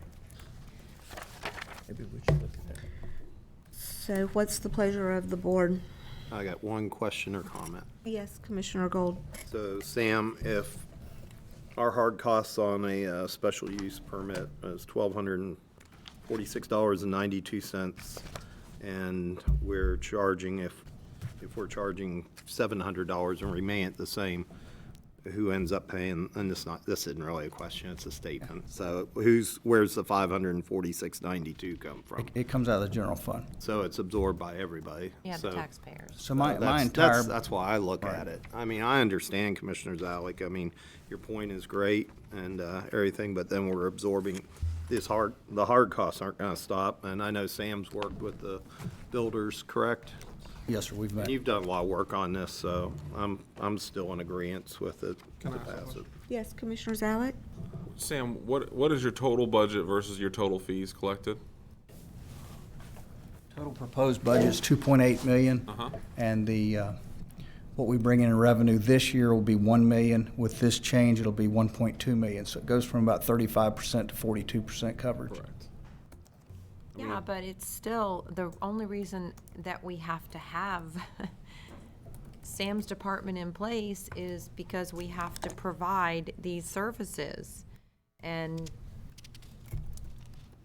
Right, but overall, people come into a community and they expect, I mean, at least had some assurance, right, that zoning and future land plan use matters, right? Code enforcement matters. You don't want, I mean, the reason people pay collectively for code enforcement is so that their neighbor can't abuse and devalue their property, right? That gives them some, and I'm okay, but by your logic, then we should raise this to $2.8 million. no, because worth we of have, revenue. No, because we have portions of his department that is like code enforcement. But if we're going to talk about some of the things that they do, I mean, he's provided you with the information that shows that even with raising these fees, he's not covering the hard costs. And those are hard costs. That's what it actually costs I for would- those particular instances. I would totally agree with you, but again, just as even the demonstration we just saw a minute ago,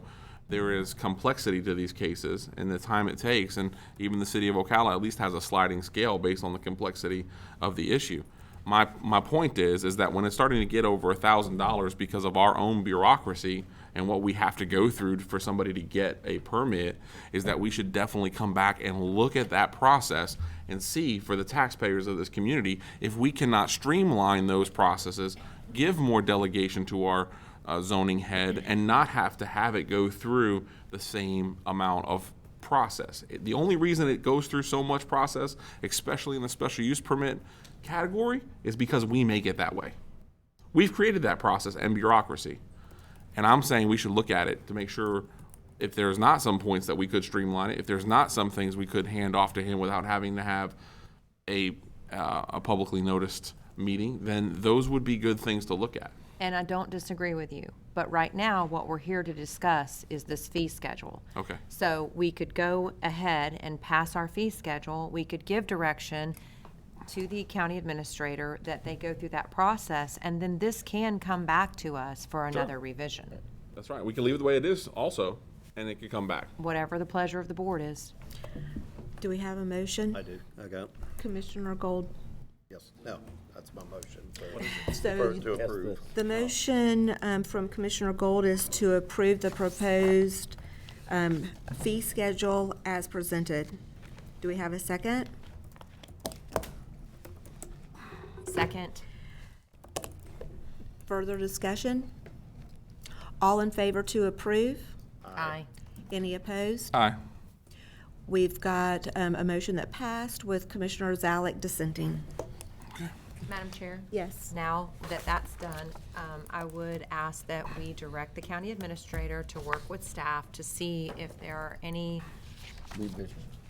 well, not just Possibly revisions, but even streamlining. possible Streamline. processes that can be changed that would allow us to revise a couple, or to revise anything that might need to be done. Like if there's any special use permit applications that could be done administratively that maybe we haven't identified in our land development code. I know you'll have to talk with the land development code board. We're in the process of amending it, so we can do that. Okay, thank you. Yeah, that's, we've got a public hearing on that coming up, or a workshop, I think, And real quick, soon. Yes, Commissioner the Gold? sliding scale is kind of unique, and I don't know if that's something that we might be able to look at. I know it's gonna cause a lot of extra staff time, but that might be a fair way. We can look at it too. Thanks, sir. Thank you, Mr. Hoyle, on this. Thank you. We'll go back into our meeting with Mr. Mentor. Madam Chair, item 8C is a request for Item consideration. 8B. No, we did 8B. You did 8B. Mr. Roundtree? 8C is Mr. Roundtree. Thank you. Okay. This is a request for Richard Roundtree. I think he appeared at the podium a few minutes ago for a release of a civil restitution lien, actually 2 liens. He's requesting that because it's he has to have any such liens paid off for his application for clemency to the state of Florida. So he had 2 different liens. One arose in 2011 from a misdemeanor conviction. That was cost of incarceration of $4,500. And then he also had a second lien imposed in 2014 by Judge McCune of $100. So he's requesting the release of both of those liens. And then there was also interest that accrued on that. So with the accrued interest, it totaled $6,292.60.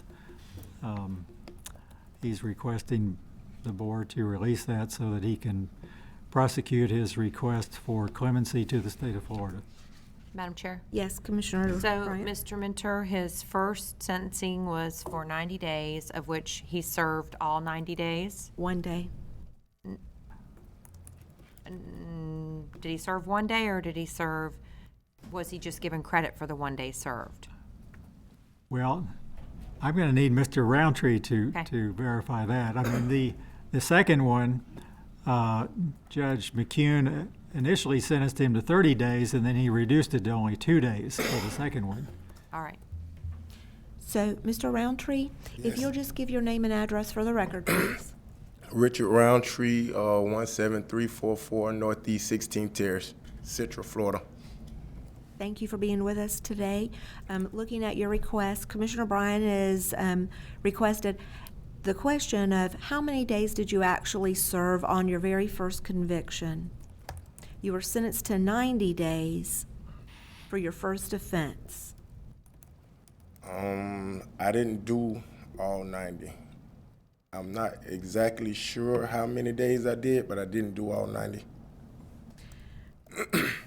Based on what I'm looking at, what's been provided from the court, it does say it was adjudicated guilty and sentenced to 90 days with 1 day served. And what case was that on? That was on September the 15th, 2011, your first arrest for driving while your license was suspended and revoked prior offense. I did more than one, but I didn't do 90. Okay. I'm not sure though. Okay. I'm trying to get that information. Okay, and then on the second, morning, how are you? On the second sentencing, it's showing you were sentenced to 30 days, and then it shows in parentheses 2 days served. Do you know what you served on your second conviction? I don't, on my second conviction, I don't even recall. Okay. My second conviction. So it's only 2 days. Yeah. Okay. All right, so The money's what I'm for the trying to 90 get down days. to is exactly how many days you actually served in the county jail, so that we can figure out exactly what your amount owed for the restitution lien is. I'm willing to knock off the interest. I just would like to know what the actual time served is. You can just make that motion, I was Commissioner. going to say, would you like to make the motion? Hold I want to on. add, though, that I don't know if Mr. Roundtree's aware of this. There is a juvenile $50 compensation that you need to go see our office about. Okay. Because that may stop you as well. All right. It's on a way old case. So do we need to have Mr. That's something But different. what about when I went to the courthouse to pay all of the fees off? Why wasn't none of these fees brought to my attention then? When I went for a payment plan. Mr. Clerk? We don't, on the jail time, where the payment plan are for court fines and fees and so forth. And then we don't assess the collection on the cost of incarceration, unless they're willing to put it in the plan. Okay, do we discuss that with him at the time? Do we? I'll have to ask. Okay. Okay. Madam Chair, if it's the pleasure of the board to reduce this to only what time he served at the statutory $50 fee, and will eliminate all of the interest, I'm sure we can get the confirmation from Mr. Elspin's office as to the exact number of days he served, and we'll prepare the appropriate document for that. I'm certainly willing to do that. I second that motion. So the motion is to assess the fee for Mr. Roundtree, the number of days he served in the county jail at $50 without any interest through the current date. That motion is by Commissioner Bryant, second by Commissioner Zalek. Any further discussion? We'll go ahead and settle this. All in favor? Aye. Any opposed? That motion carries unanimously. Okay. And so you've made an application for clemency? Yes, ma'am. Okay. And I think I got a 30-day extension because they gave me 30 days when this came up. They gave me 30 days to pay it, and that 30 days has ran out. So I got a 30-day extension. Okay. And what are your plans? Well, What are, I mean, you're getting the clemency, do you have a reason that you've made that application? Is there Oh. something that you're trying to do? Yeah, restore my rights and get my firearm rights back. So, Mr. Roundtree, if you will go back to the court, they will have the number of days that you actually served. That fee will be due them before we will clear this case for you. Okay, so So who does he see? So, Let's make it simpler for him. If he'll give Nadja okay, his phone number, I will contact him this afternoon, because Okay. we're having to get with the jail and make sure the days he actually served, because we don't maintain those very good. internally. So if you can leave your phone number with the administrative person, if you go out the door and to the left, and leave your phone number, and I'll call you this afternoon. all right, so everything will be this Well, afternoon? you'll be contacted with the amount that you owe, All right. and then you'll have to bring that current. We're All not, right. Yeah, we're you not have to waiving pay it, but that. we're reducing it. Well, it's, just so for clarification, what they approved is for every day you did serve, that's the amount of $50 by Right. those number of days. Right. Okay? So if you were in 100 days, for instance, that would be $5,000. Yeah, I understand. But you were only in, looks like for a few days. Right. Yeah. Yeah. Right. Thank you, Mr. Roundtree. All right, thank you. And thank you for your honesty. So, Board, I'm going to bring this issue back to us to talk about for a few minutes. The judge, through the statute, he puts the judgment in for the number of days that they are sentenced to, but the people don't serve that long sometimes, some do. Would the pleasure of the board, for simplicity going forward, be we're going to charge them for the number of nights they spend in our county jail? Yes. Absolutely, and then I'd also like for us to take a look moving We don't forward. include it in the payment plan, they just clarified it. Okay. Why how- not? How can we change that? Can that We can discuss it, process? Okay. Okay. see.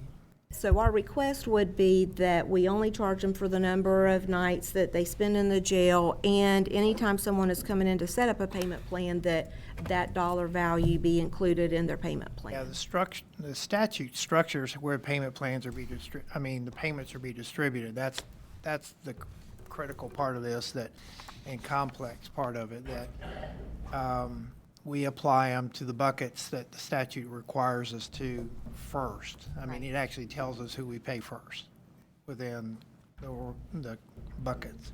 So we can talk about it and see if that's We're not. possible. Well, we may just need to pass an ordinance to go along with it. Right? Let's look at that and see, so that it takes away the confusion Right. from people coming in to make restitution and get it paid off. Yeah, I understand. I'll meet with the county administrator and the county attorney and see if we can come up with something. Very good. Commissioner And Gold? and then also, if we could get the actual days clarified before we come in, how many days they were in there, so we know the proper Okay. amount. It's Sure. not that many. We see, maybe 20 a year at the most. So I don't think it would be that much more to add to that, just so we're clarified on Yeah. it. Mr. Roundtree, our assistant is right next door, Nadja. If you just walk out and turn to the left and walk straight into that office. Double door? Yes. No, just Through the double doors. turn, just. He'll help you. Yeah, He'll great. help you. Thank you so much. Okay. Mr. Mentor, do you have something else for us? That's all, Madam Chair. Thank you. Very good, thank you. Mr. Administrator Boyonis. Good morning, Commissioners. The first item is 9A1, give you an update from IT on the Empowering Marion update. Very good. So good morning, Commissioners. Tom Lord, the Information Technology Director. I'm here today to talk about our Empowering Marion updates for success. We had 5 strategic plans, initiatives that were identified, and 4 of those are complete and 1 is in progress. To highlight some of those updates, our security policy update, we did a major revision on that last year and published that. That complies with the industry best practices and also our CJIS regulations that we must adhere to by the FBI. And that's a living document that will continue to be updated as needed as we go forward. We have our establishing a disaster recovery plan. We have actually established a business continuity plan for the county. And in conjunction with the hurricane season for 2018 and this year, we have conducted a failover test of our data center from our primary data center backup, and that was successful. We're going to share those results with the auditors.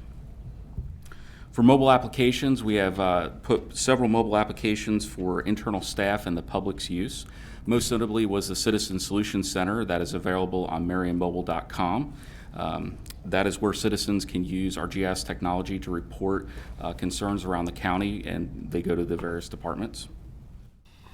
Going forward, we will have the ERP and Granicus solutions that will replace many of these mobile applications and consolidate them. For GIS consolidation and technology enhancements, we had a GIS steering committee that was formed in 2016 to review the needs of the county. This committee provided 14 recommendations. We have completed those recommendations, which includes, to highlight some of those, establishing a GIS coordinator position, GIS user group meetings, and enhanced collaboration with our other agencies and professional training. For the consolidation, it was also determined that the best approach was to keep dedicated key staff in departments, and we are working with Fire Rescue this year to propose a GIS position in their department because of their increased needs. And finally, for the Enterprise Resource Planning System, or ERP, that is in progress, is well underway, thanks to the combined efforts of the clerk and county working together. And both agencies are diligently working with the IT departments to evaluate all of our business processes and update those as appropriate in the system to gain efficiencies. And to ensure the project's success, we have modified some of the aggressive timelines that we had. Some of the updates include HR will be going live fully in October of this year. We'll also move back our intergov to start when the financials complete in January of 2020. So we are already beginning to see some success and getting positive feedback. Our online job application, which is part of Tyler, we're getting great feedback from our people applying for positions, and the employees are getting very excited about this new technology. So that concludes my update, and I'll be happy to answer any questions. Very good. Anyone? Good. Well, we appreciate all the work. Thank you very much, Mr. Northey. Okay, thank you. Thank you. You've certainly had your work cut out for you. Indeed. Okay, Mr. Boyanis? next, Commissioner, is item 9B, which we are presenting to you a protest, two protests related to bid number 19B-112. That is for the improvement and upgrade of the Silver Spring Shores wastewater treatment facility. We have received 10 bids for this project. The lowest bidder and the second lowest bidder were deemed by staff not to meet the minimum qualification to do this project. One thing that is very critical, I hope you will keep in mind as we have this discussion, this whole project will be conducted and while the plant is in operation and is active. Staff are very concerned to make sure that we have a contractor in place who has done this type of work in the past. Susan will go over the process, the protest process in detail and how we get to this point. And then Jody will give us an update on the project itself, on the improvement itself. And then both contractors, I believe, are here today and they will be presenting their case. Let me just ask you about the process. When we go through this, will they present back to back or do we handle them one at a time? One at a time. Thank you. Okay. Hi, Susan Olson, Procurement Services Director. So I was going to go over the process a little bit because it is a little bit more complicated with two vendors. So as Mr. Boyanis said, we're going to have Jody Kirkman come up and kind of do an overview of the project. Then we will ask the first vendor, Intercounty, to come up and present their case to you. They're allowed to give witnesses, evidence, whatever. I believe they have a PowerPoint presentation. After, they'll have plenty of time to speak. You can ask questions of them if you have any during the presentation. After they're done, we're going to allow our utility staff to come and maybe answer any questions and give kind of a rebuttal to their statement, and then we will let them have a final word. Then we're going to do the whole thing over again with R2T, which is the second protest in this process. At the very end, we'll just kind of turn it back over to the board. You can call whoever you want up to, there's no specific format you have to follow. It's really just getting the information that you need to make a decision at that point. Thank you, Ms. Olson. I'll be kind of up and down here, maybe guiding the process through, but if you have any specific questions, up until this point, to get to this point, we've gone through multiple meetings. We have an informal meeting with myself and the department as well as the protester. We make a decision from there. The protester decides to move it forward, and then it moves up to a meeting with the county administrator, the ACA, as well as the department and myself, and they have another chance to present. Then the county administrator makes a decision. It's sent out to those vendors. Those vendors make a decision to move forward, and we're here. So it's gone through a long process, a lot of discussion, a lot of information going back and forth. So like I said, feel free to ask questions through this process. Okay? Very good. Do you have any questions of me? I think I'm good. All right, then I'll let... Just jump in there if I miss something. Okay. I'll let Thank Jody you. come up here and do his thing. Hello, Mr. Kirkman. Good morning again. I do have handouts. Thank you, sir.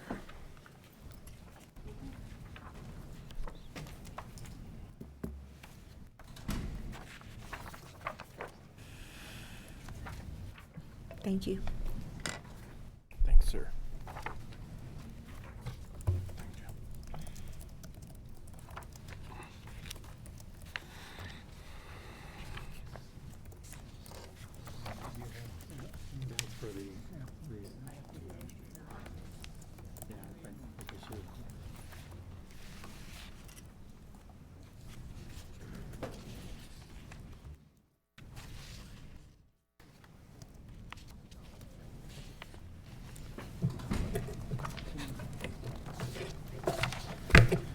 All right. Good morning again. Jody Kirkman, Director of Environmental Services. This morning, I'm also joined by Kevin Vickers and Ray Singh. Kevin and Ray have been working on the design of this project for the last 2 years, and Kevin has served as the county's engineer and project manager for the project. Mr. Singh is the project engineer of record with Atkins Global, and the design engineering consultant hired by the county for the project. This presentation, how do I fire that up?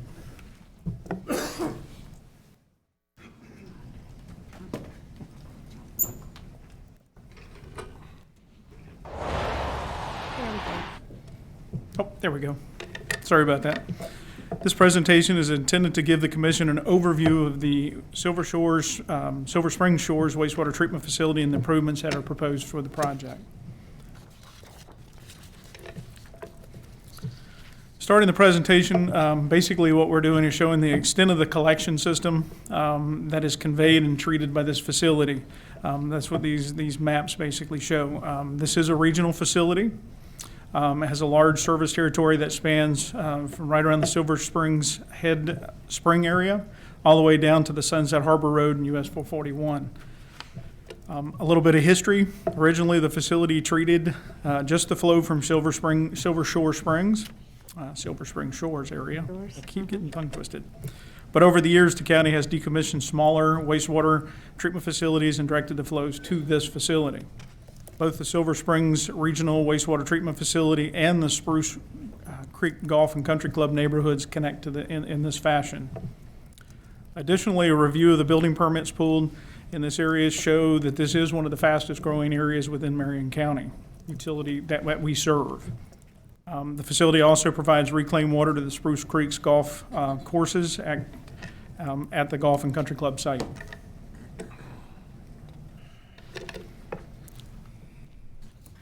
A review of the statistics for this facility. The facility itself serves approximately 8,654 connections or accounts.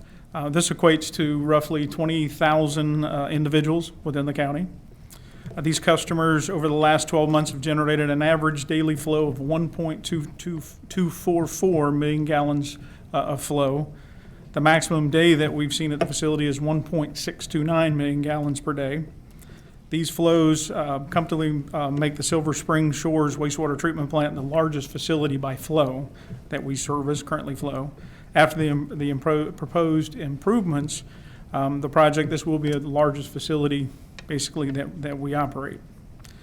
The facility processes these flows and delivers an average of 356,000 gallons per day of reclaimed water to local residents. To the golf courses, sorry. The reclaimed water delivers, of course, to help offset the groundwater uses in the area. The facility currently is operating at 80% capacity. The facility is located within and provides service, of course, within what we consider the priority focus area of the PFA.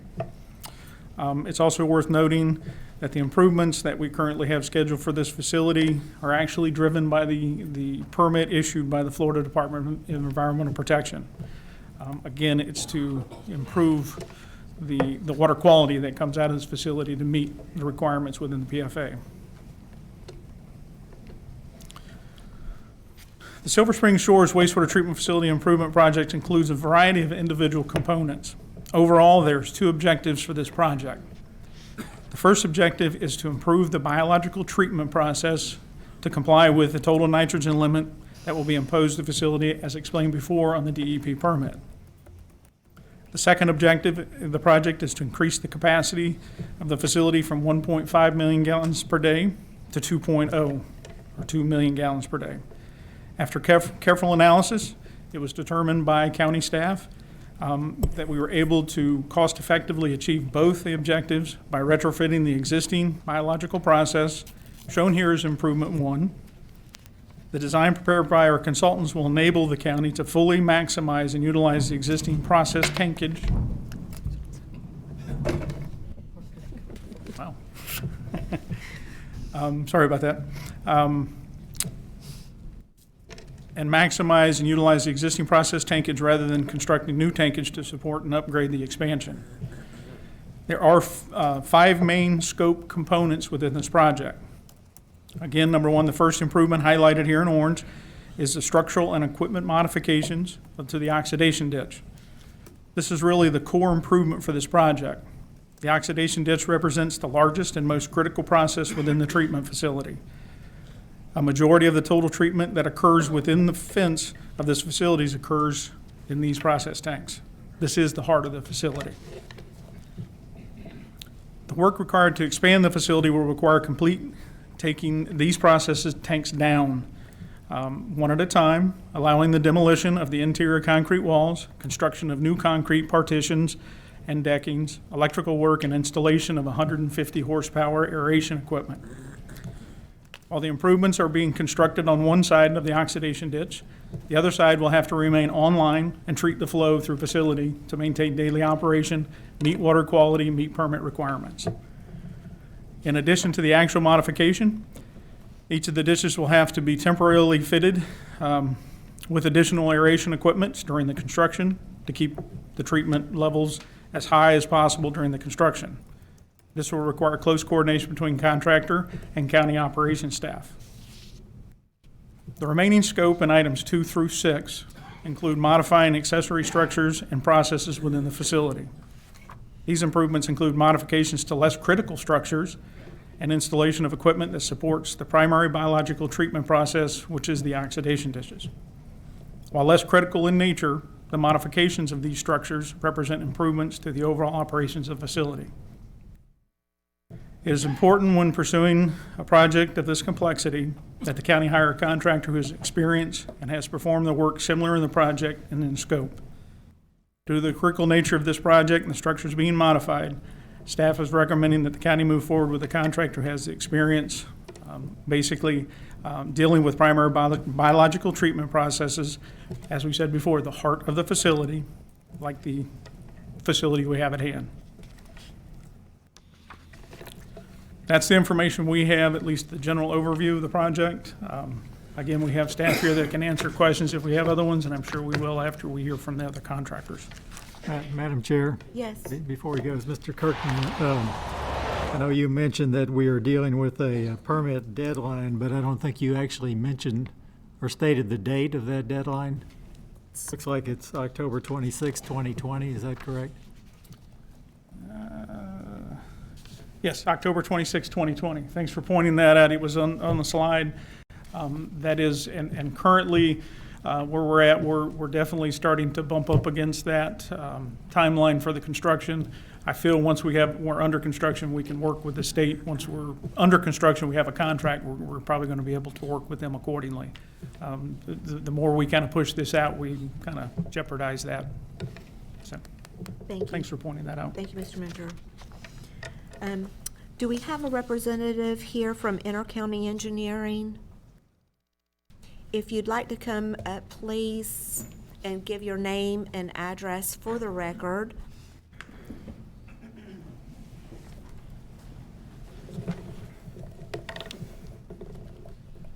Good morning. Good morning.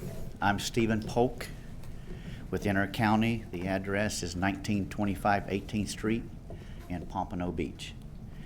And I'm here specifically to address, oh, and by the way, thank you very much for your procurement process. They have been very timely and very specific. Great. So today I'm here because I think I'm answering the question which was asked.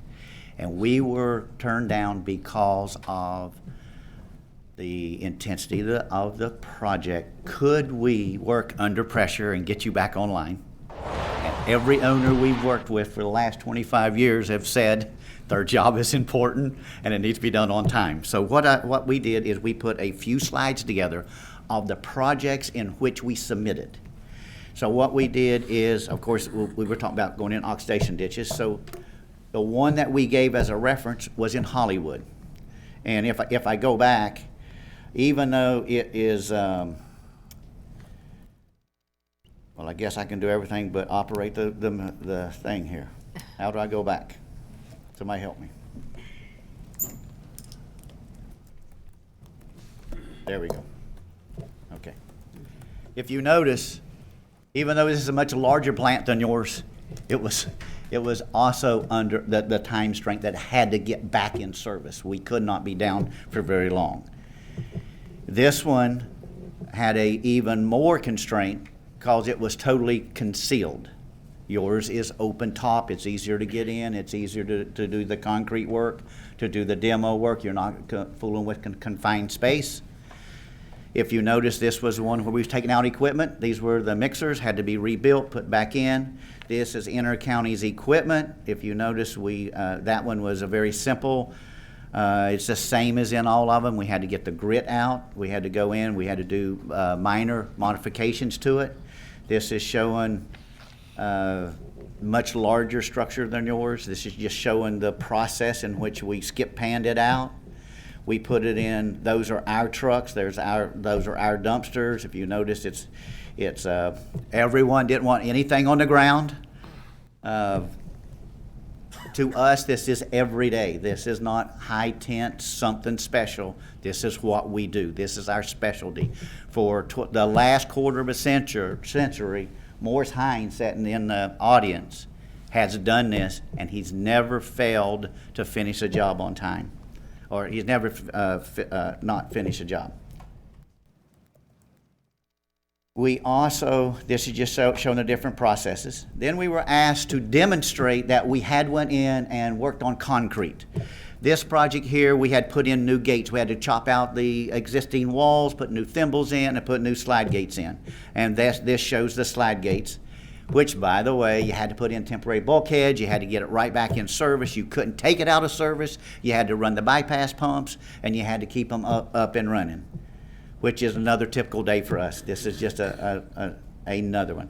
This is what they call the Pink Palace, and I don't think this was in the references, but I thought we would show you that everybody's bypass is important. This is the top of the bypass. This is just one of the air tubes. This was their bypass, and they wanted it back right now. And this is a rather large one. And this was just the bypass piping for the headworks. We were also asked to demonstrate the chemical and to help you with your treatment. So everything you see that's not painted here was the addition to an existing plant. So that was all the piping that we had done. What you see in yellow was existing. What you see unpainted was what we added here. And by the way, we could not stop. We had to use part of the system, put temporary jumpers in, keep them up and going, and why protecting our men. Here is just another sample of the job that we did at the Jupiter plant. This was actually a water plant. This is chemical injection. We changed out pipes. We changed out valves. This is just part of the chemical system. And this picture doesn't really do us justice because all the work you do was really underground in this picture, and this is kindly a picture of it afterwards.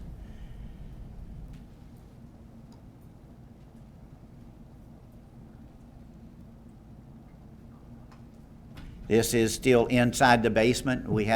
This was a utilidor, and we had to put the piping in. We changed out the larger valves.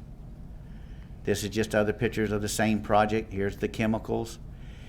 This was just the valves and some of the things that they had to do because their process wasn't really producing to efficiency. And here is some more chemicals. These tanks and everything was already in service. However, their valves weren't functioning the way that they needed to. They couldn't do it with their instrumentation. So we had to go in and change out these valves, which was chemical valves. The chemicals are very dangerous, but they needed it for their process. And Mr. Polk? Yes. Can you take us to one of your projects up there that references the biological treatment unit modifications? Of course.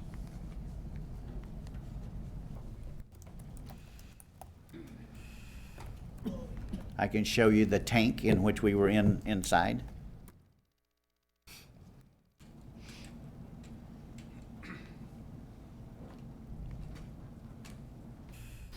We have to fly backwards.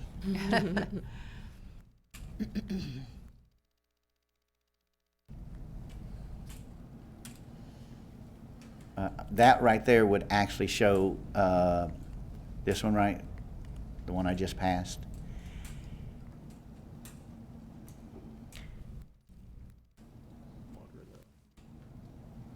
It references chlorination modifications.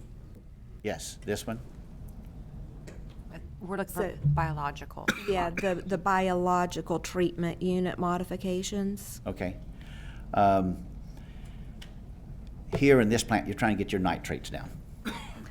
Okay. I just know that 80% of the job is biological treatment unit modifications. Okay. I'm looking to see your experience for that particular portion of this project. Okay. On that project, that was we went inside the blend box. So that was the water plants, nano plant, and they're blending. And we had to go in and change out the chemicals to get them. They had more iron than what they had in the beginning. And even though you're out of my realm, remember, I'm a mechanic.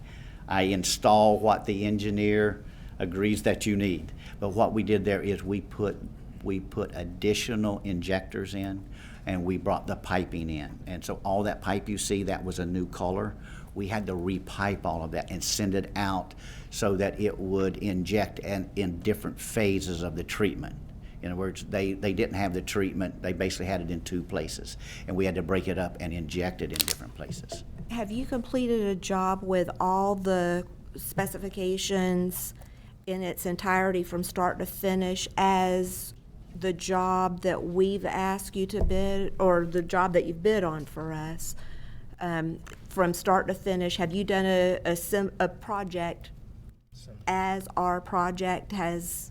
Yes. been? The very first job that we showed you down in the tank, that did everything but the chemical, because that one job, the chemicals was already done, and they had anticipated done it in different phases. Okay. So it was already done. So that's why we did multiple jobs, because with your job, You asked, had we done the chemical, and we said yes. I'm looking for, from start to finish, you've done a project just like this somewhere else, start to finish. Just scope of work. That scope of work. You have to help me, Morris. If Morris is going to help you, Morris needs to come forward and give his name and address.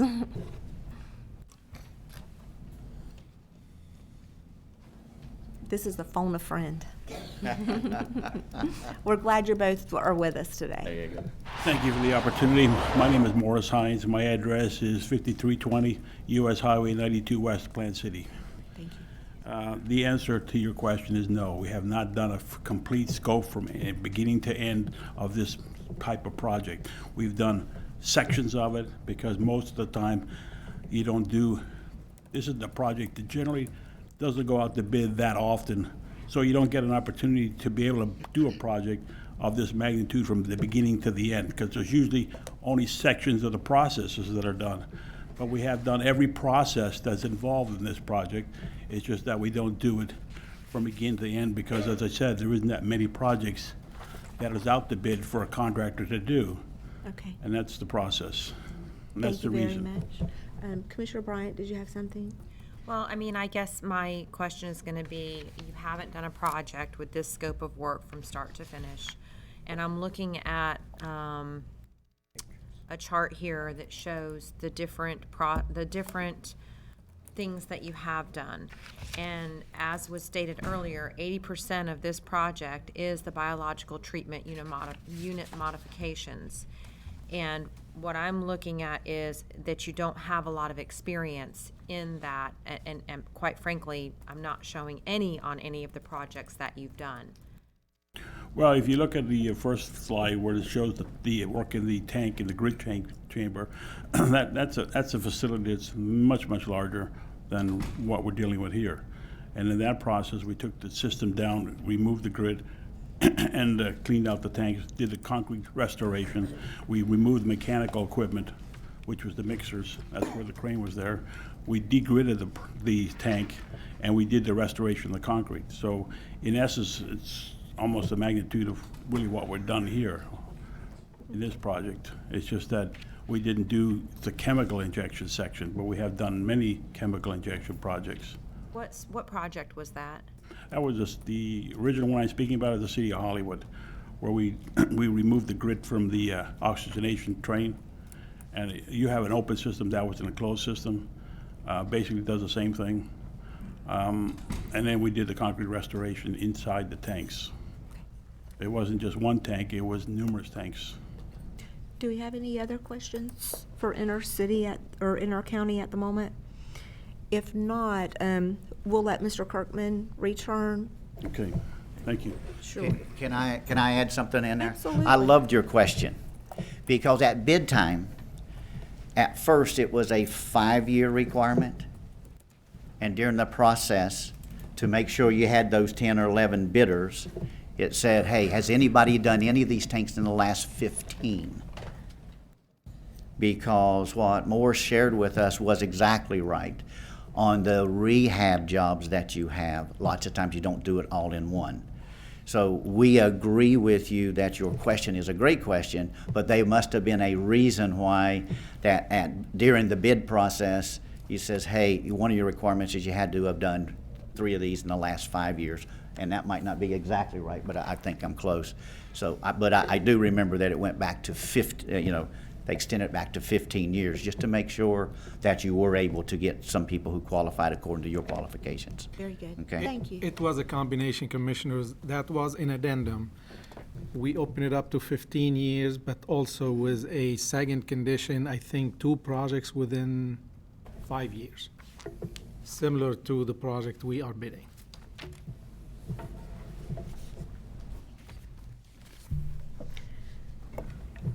At this time, I'd like to go ahead and actually ask the project manager, Kevin Vickers, to come up. He can definitely provide a little more insight. Very good. Mr. Vickers? Hi, Mr. Vickers. Good morning, Commissioners, Madam Chair. I was the staff member that called the references for the projects that were provided by Intercounty Engineering. And basically the table that you have that was included in the agenda packet is a summary of basically from reading the project descriptions and verifying the project descriptions for the references that I was able to contact, which scope elements that are in this project were also within the projects that they submitted. There were no projects, as you can see in line, or the column 1 there were no projects submitted by Intercounty Engineering that showed the type of work, the extent of the work that we will be doing with and to the oxidation ditch at the Silver Spring Shores wastewater treatment facility. I'd be glad to talk specifically on any of the points brought up by Intercounty this morning, but the oxidation ditch that they showed, my understanding of that scope is that was a cleaning project or a maintenance project. I would not compare that to the extent of the work that we will be doing of extensive demolition and construction within the ditches and then replacement of and placing into service of large new equipment. The requirements of the bid, there was an original requirement advertised with the bid, and then there was a subsequent addenda that came out that modified that, but it was the time frame associated with it was 5 projects of similar scope in 15 years and 2 projects of similar scope within the last 5 years having achieved substantial completion. So if there's a project that was finishing up that the contractor wanted to include, they could also include that as well, as long as it yes, ma'am. I'll wait till you're done. Well, it could have been included too. It didn't necessarily have to be completely finished, but we wanted to show at least projects that had achieved substantial completion, showing that the project was in essence finished. Okay, and because it's been brought up, why did we make that change?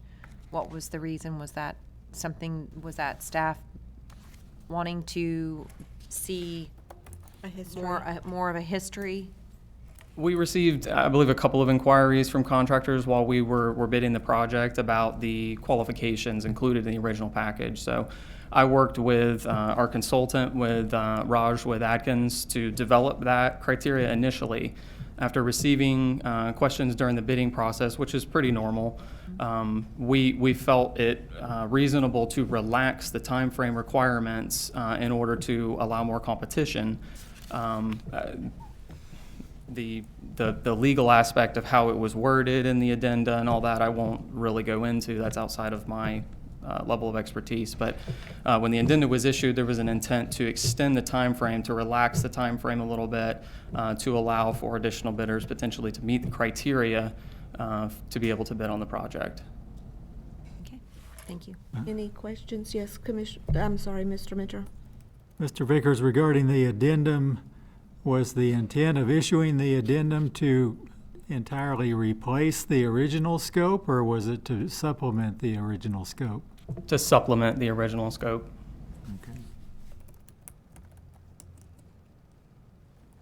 And so, Mr. Vickers, it's your opinion that what has been presented here today as the biological treatment unit modification is not what we are looking at for that scope of work? That is correct. Thank you. Any other questions for Mr. Vicker? Yes. Yeah, so it's referenced the chemical changes too. So just for the record, what is the difference between the biological and the chemical?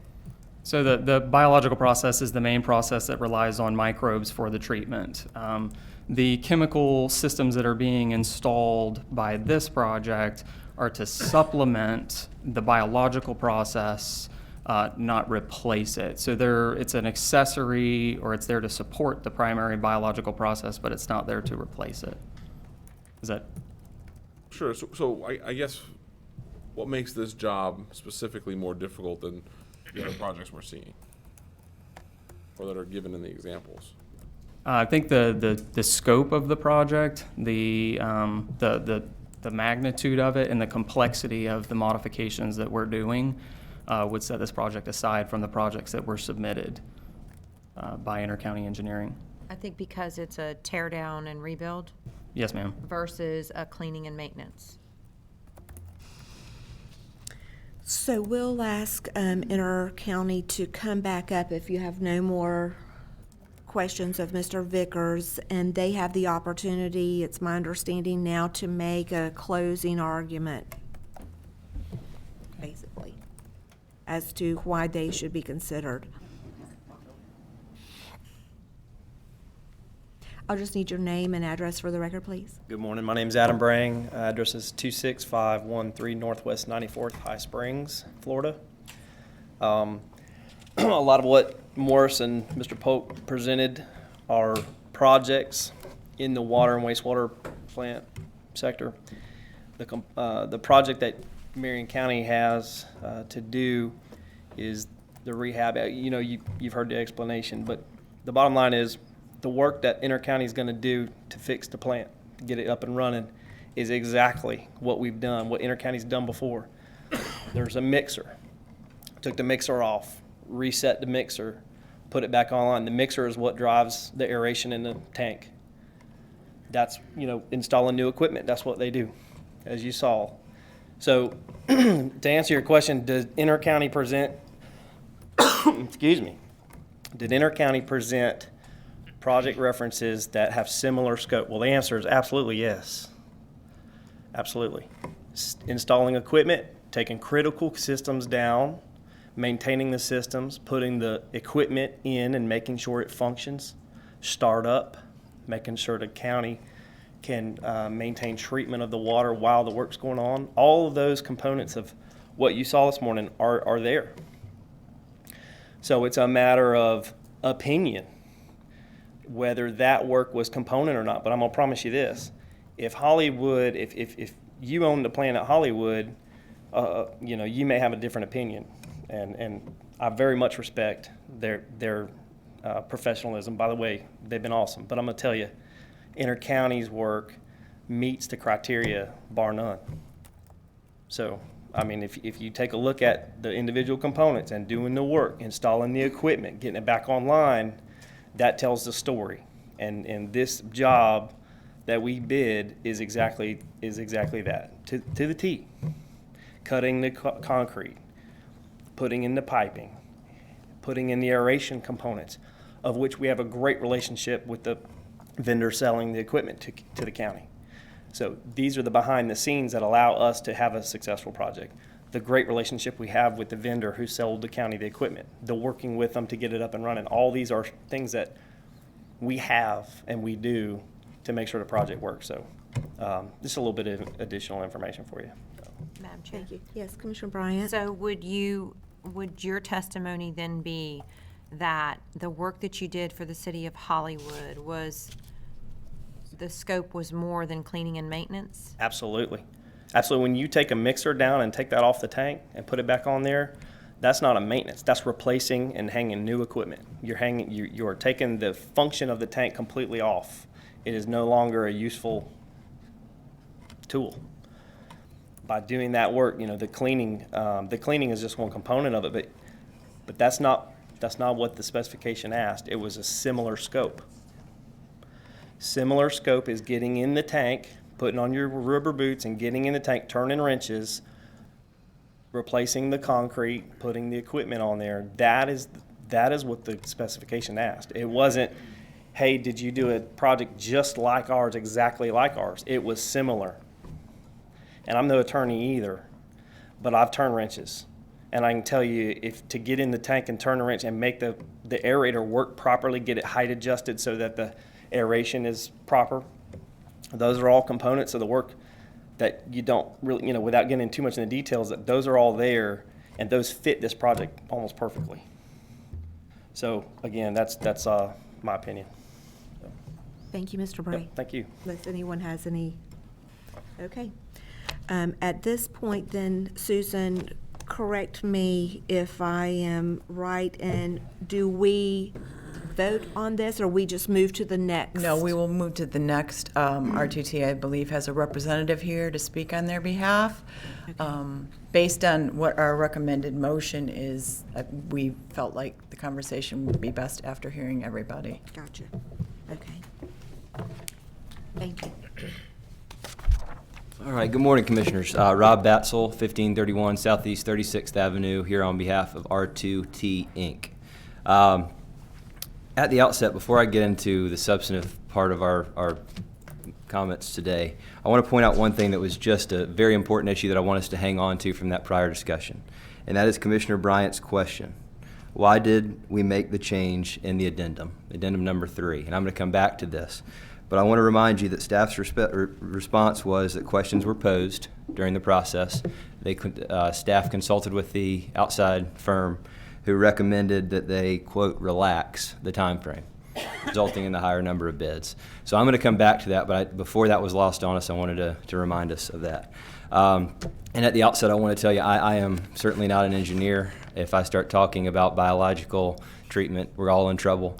I have provided I believe, to Madam Clerk, and perhaps, I hope at all your stations, a copy of our bid protest letter together with all exhibits there too. They should be in a black, yes, there you go. And I'm not asking you to read it, but I'm going to go through and hit some high-level points and try to be efficient and not say too much. In short, like you just heard from the other bidder, we feel that R2T, to the extent of $275,000 in savings to the county, is the lowest responsible and responsive bidder. And rather than going through our background, which is included within the documents in front of you, I want to talk a little bit about timeline. Ultimately, we were removed from consideration based on the failure to list proper qualifications and therefore lack of responsiveness. We certainly disagree with that. I want to tell you a little more about the timeline during the bid process. On April 23rd, after the solicitation was out on the street, it was our client, R2T. I'm going to read you a portion of an email to county staff. This email posed several questions, one of which was, ITB, and I'm reading verbatim, ITB Part 1.1.1, similar work qualifications, states that the contractor shall have a minimum of 2 projects related to oxidation ditches, including the structural and equipment modifications to existing structures within the last 10 years. This particular requirement will severely limit the available bidders if this is a requirement of the prime contractor. Very few oxidation ditch modifications have occurred in the last 10 years, and to require a single contractor to have performed 2 of them is a very exclusive requirement. Would the owner consider the improvements? Would the owner consider the installation of other types of rotating equipment as acceptable in lieu of the oxidation ditch drive units? 6 days later, on April 29th, addendum number 3 was released. That is Exhibit F to our protest letter, and the email that I just read is Exhibit E. The relevant part of the addendum that modifies the solicitation reads as follows. Contractor qualification shall be modified to accept the following in lieu of the originally advertised qualifications for projects. The contractor shall have completed 5 similar projects the last 15 years. The contractor shall have either completed or achieved substantial completion on 2 similar projects within the last 5 years. The effect of this is very important. In lieu of, and I'm going to unfortunately have to be a lawyer just for a moment, and I'm going to read you a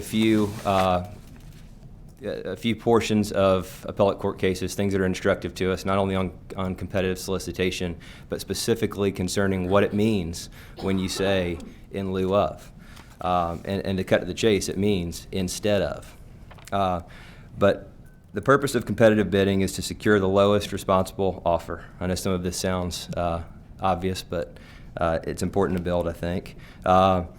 The public purpose is best served by construing the bid requirements, if at all reasonable, in a way that would give all bidders the opportunity to compete. Jumping to the in lieu of, the 3rd District has said the words in lieu of are more fittingly construed as in the stead of, instead of. Jumping to another case, while a public authority has wide discretion in award of contracts for public works on competitive bids, such discretion must be exercised based upon clearly defined criteria and may not be exercised arbitrarily or capriciously.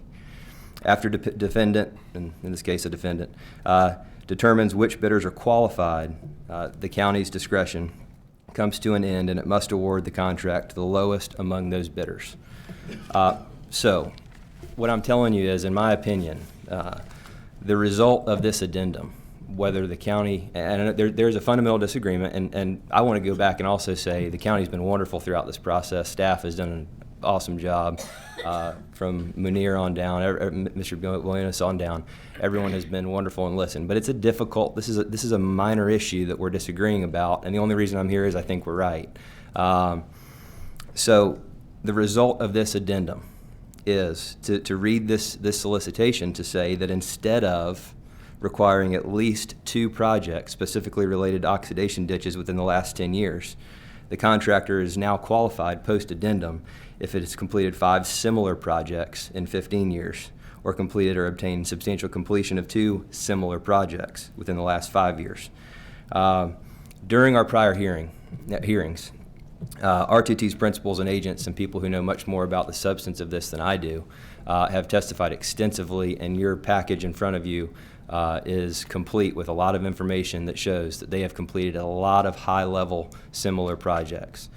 I don't want to speak out of turn, and certainly do not mean this negatively, because obviously if he wins, I lose, right? The people you just heard from. And that's a complex distinction. My understanding is that we have done a lot, R2T has done a lot more work, as they say, inside the walls, and that they're more of, specialized in pipe. I don't want to get into that because I'm not qualified to render an opinion on that. Maybe staff can address that. But whether it's to our benefit or theirs, the point here is that when this addendum occurred, there was a change, and that change means instead of the language in the addendum, we meet that. There's never been post-hearing any indication from the county that we don't meet the qualification requirements based on the modified language in the addendum. It has continued to harken back, and there was a memo during a public records request production that was produced that again references our lack of specific experience in modifying an active oxidation ditch or biological wastewater treatment process in the last 10 years. The language from the initial solicitation. That is no longer applicable. What is now applicable is the solicitation as amended. And again, I want to come back to Commissioner Bryant's question, which was a very good one. The county position seems here to be not that we don't meet those general requirements of similar projects, as it appears to be with the other applicant. I think we meet that prong, and staff can tell me otherwise if we don't, and that's fine, we can discuss. The problem here procedurally is that we're disagreeing over the result of the addendum language, and when you say in lieu of, it means instead of. And that secondary language in the addendum, we meet it, we're qualified, we're responsive, we're responsible, and we're your lowest bidder. And we can save the county $275,000. So that's our position, and I'm happy to take any questions the commissioners may have. Anybody at this time? I do. Yes. So, based on your testimony, does that mean that you are unqualified based on the original? No. Alternatively, It sounds like this. no. What you said. So I'm just curious. no. So alternatively, the team that was put together, and this is now I'm starting to speak out of school, but the team that was put together involved primary contractors and several secondary contractors and subs. Several individuals and principals at prior hearings have told county administrators and staff about their experience, and we still maintain that we meet the initial requirements. But what I'm just the lawyer, and I can't parse that, but what I can tell you is that once you issue an addendum that says in lieu of, that is a non-issue, because the county, whether it likes it or not, and any governmental entity is stuck with its language and its bid docs. And once you say, in lieu of that, we're going to require this, if a bidder meets this requirement, then they're responsive and responsible. And if they're $275,000 cheaper than the intended awardee, they ought to win the bid. Or we throw out all bids. Mr. Yes. Minter, can you speak to this? Well, as Mr. Batzel has indicated, there's a strong public purpose that supports the whole concept of competitive bidding and providing the lowest qualified bidder to be awarded the job. So the cases talk about once you have one or more qualified bidders, the bid provisions don't mandate that you go for the best qualified bidder. Under the competitive bidding statutes, what you're required to do is award it to the lowest qualified bidder. So we're getting into the question of, in this case, there's also the public purpose of our utility department is the steward of public funds, and they have an obligation to make sure that this job is done according to what their intent is. So Mr. Batzel is referencing the case law that talks about what the terms in lieu of means, and that's what the courts have said. And so my understanding from Mr. Vickers' testimony was that that addendum may have been inartfully worded, but here we are. So now we've got this situation where we're talking about, does it have to be exactly the oxidation ditches experience, or can it be the substantially similar? The wording of the addendum said the substantially similar. The board, if you feel like it's important to vindicate what the county's original intent was for this project, the board has the option to say we're going to have to rebid the whole thing. If you feel like that as a result of that addendum, that we perhaps are at risk of not obtaining the intent of what we were originally going out for. So my question would be, Mr. Mentor, if we know the intent, are we still bound by that wording? I think there is a problem that if you know what the intent is, well, I'm saying that just the opposite of what I mean. The idea and what Mr. Batzel is talking about is that, again, anyone who comes to a public agency and is bidding on a public job has the right to rely on the documents that the government agency publishes. This is the scope we're asking for. If the government says we're changing that scope, the bidders have the right to rely on that. Now you can ask the question whether or not it could be reasonably understood when you look at the original scope and all the detail of the original scope and then the addendum. This would be a determination you, the board, would have to make. Would it be apparent from the addendum that it was so trimmed down that we couldn't have meant to totally replace the original scope with just that addendum? So, but that would be a factual determination you would have to make. And then I would also say that whatever determination you would make on that would be subject to being challenged. So you have to be aware of that. Mr. Boyonis? Commissioner, the addendum itself does not say substantially similar. The addendum says similar projects.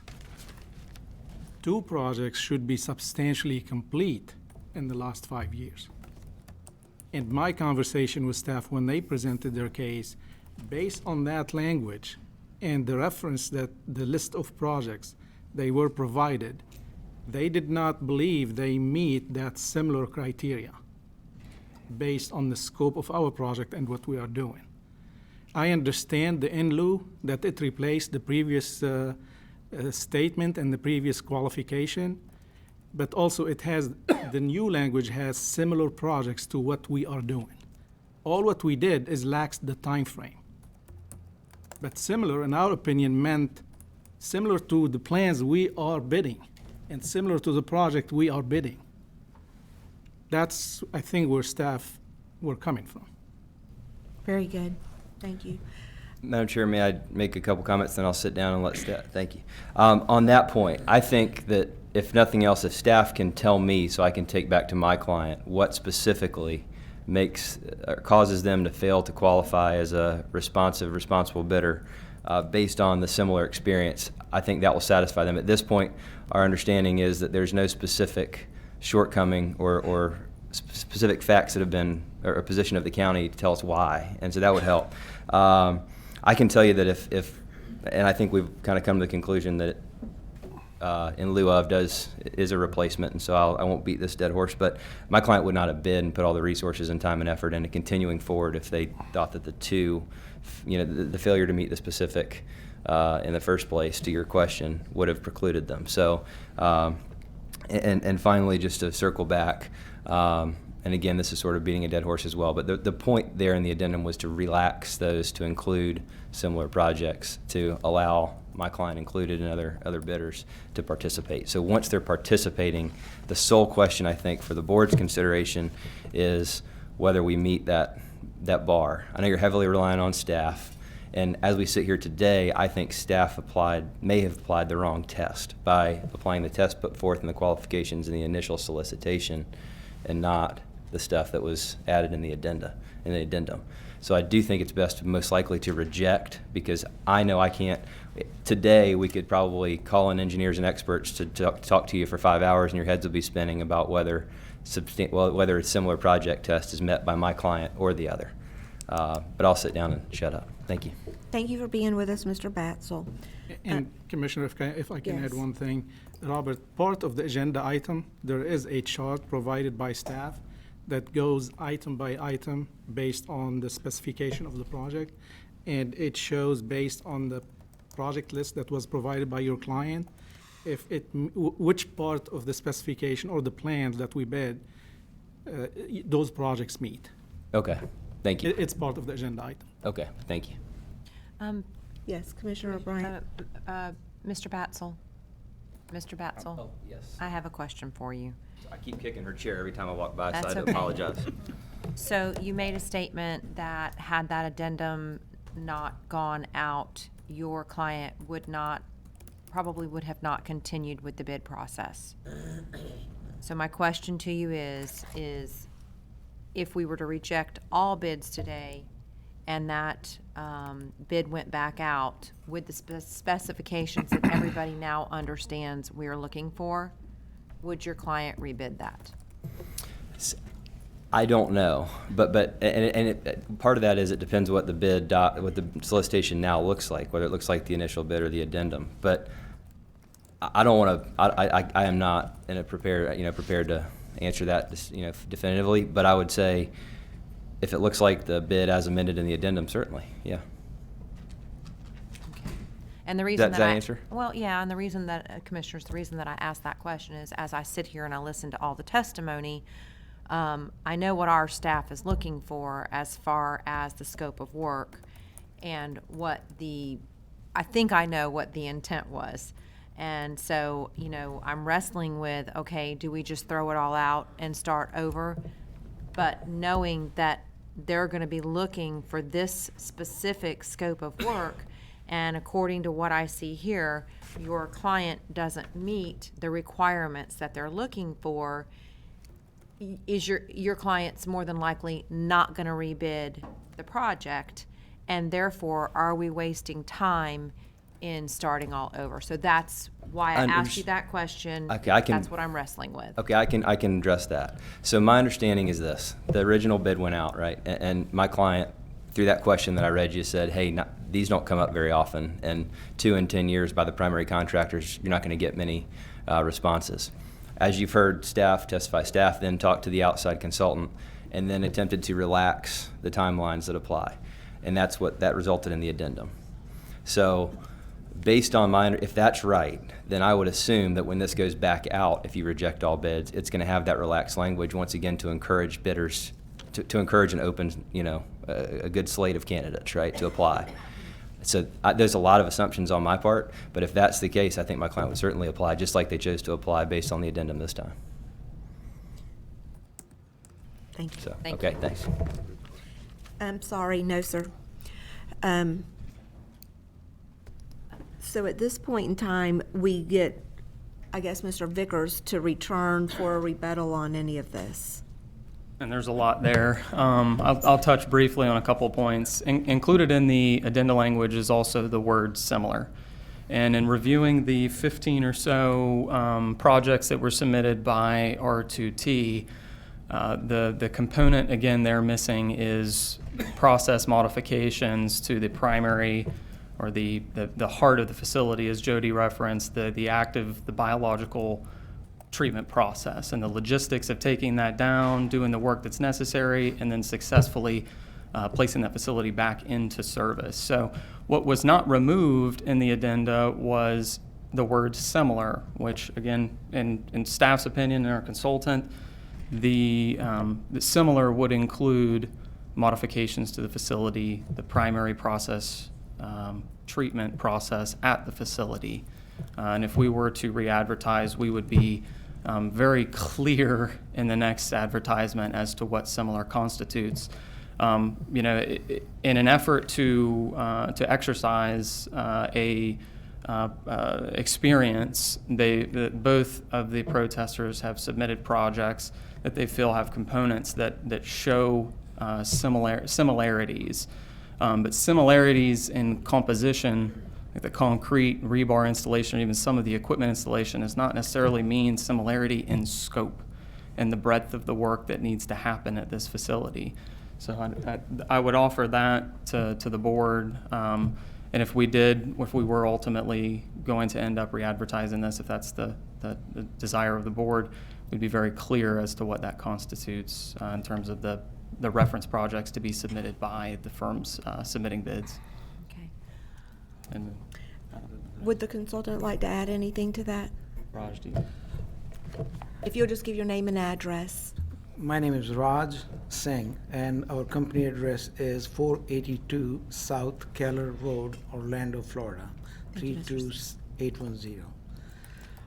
The only thing I was going to add to that is that we have been, the county staff and us, working with the different aspect of this job for almost 10 years, and this last part, 5 years. There's DEP involved, there's a Spring Protection, Act is involved, where we need to meet the quality requirements, there. So there are, water paper, the specs there, the drawings there, which define what we are doing. So as simple as even if a swimming pool I was to build at my house or a kitchen modification, I will be looking for a similar work experience from a contractor for spending $20,000, $30,000. So county and the engineer should be able to define what the similar work experience would be so that we have the assurance of a successful project for a $5 million job, out of which 80% is the ditch modification, which is the aeration, mixing, concrete, electrical instrumentation, and all that is being defined by them, by the other work they have submitted. But we were initially saying oxidation ditch, which is the shape you saw in the beginning. Then we, in conversations with them, we said, we will accept even the biological process where the wastewater comes in, air gets mixed one way or the other. So those process modification we'll consider. And none of the two contractors, all the projects they have submitted have those elements to any extent at all. So they do not have similar work, which should be the 80% of this project. And that's why even when we have, I've been working in engineering for 34 years. And even when this definition, the similar work was defined in the original work, is not there, the common sense tells you, engineering or non-engineering, that you would want somebody to do the work who has been there and done that, so that you're not taking a chance being the first guinea pig. And we maintain that similar work in our project requirement, even in the addendum, which was not intended to replace. But that's a legal thing which I can't comment. Thank you, Mr. Singh. Board, I'll bring it back to you. We've heard testimony from both, unless, Ms. Olson, you have anything else you need to come back and summarize for us. I don't know if RTT felt like they had their chance to do final comments after the last rebuttal. I'm sorry. No, that's okay, Madam Chair. I've spoken enough. If we're talking about the specific nature of these projects, I have a knife at a gunfight. But I would just encourage the board to reject all bids so we can get words matter in these bids, and I get it. When words don't match intent, then questions arise. Questions arise for bidders and county staff, and it's very important, I think, that we send this back, reject all bids, bid it out again so that everybody's on the similar playing field. Thank you. You want to add something? Yeah. Madam Chair, it seems to me that, so once we get beyond the issue of in lieu of and supplanting the original one, the ultimate question comes down to the meaning of similar. So the dictionary definition of similar is resembling without being identical. So the protesters are saying that the projects that they have presented to you are similar. The county's consultant, who just spoke to you, indicated that based on the conversations they had, when we said similar, we would be willing to consider something beyond the oxidation ditches as long as the experience that you present to us included working with these biological processes. So that was his definition, if I understood him correctly, of what similar was. So I think the question for the board is, now that you've heard all this, is whether or not what's been presented to you by either one of the appellants represents similar work experience. Mr. Mentor, I think you bring a great point. If they were experienced enough in this, they would have understood what that meant when they submitted, and their interpretation lacked the experience to understand we're looking for this biological treatment unit modification, similar experience, is my interpretation. Sorry, Mr. Batzel, I think, I mean, unless we're still talking with Mr. Batzel. Up to you. Oh, no, I'll get out of the way. It's certainly my position that we have similar experience, as indicated in the documents for you. Thank you. Thank you. Madam Chair. Yes, Commissioner Bryant. Because of the nature of this project and the scope of the work and how very, very important it is, we've got,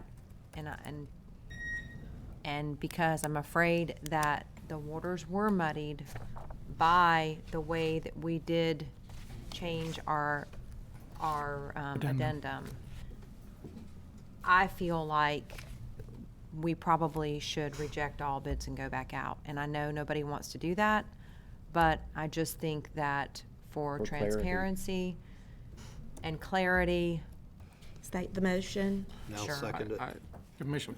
And we can have discussion. So I've got a motion by Commissioner Bryant, throw out all bids, second by Commissioner Gold. For discussion, Commissioner Zalett.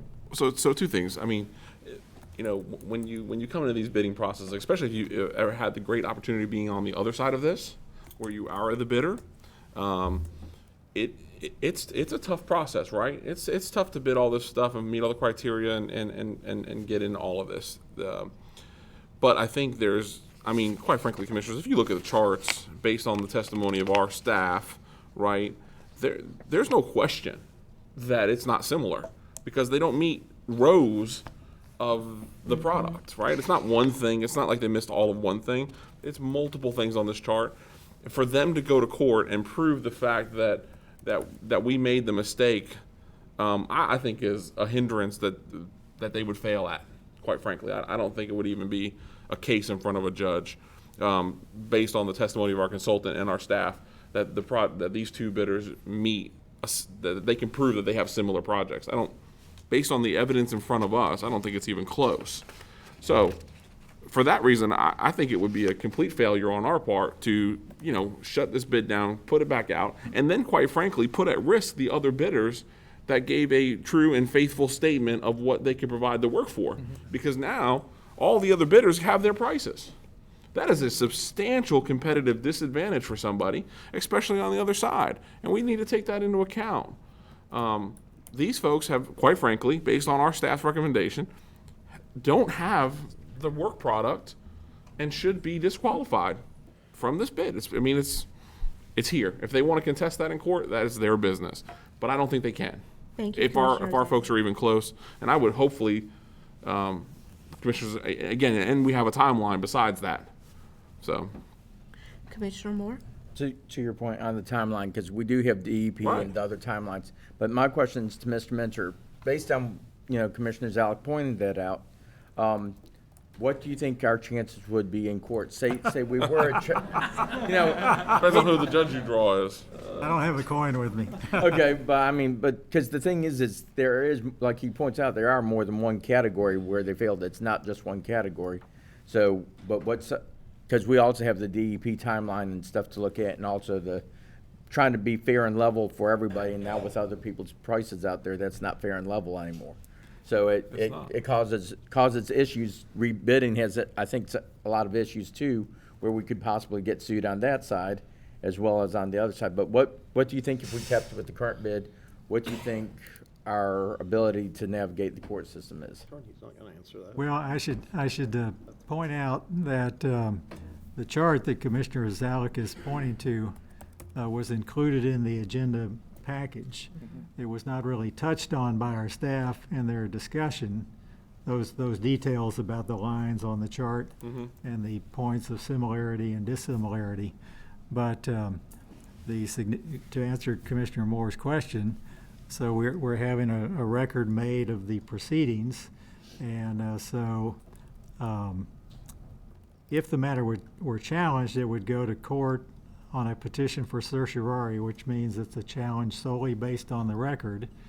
So wanted clear to indicate that the board is including all of those items that were in your agenda package as part of the record that you're making your decision on. So having said that, when the court considers a petition for certiorari, what they're looking for is, was there competent substantial evidence to support whatever decision you make?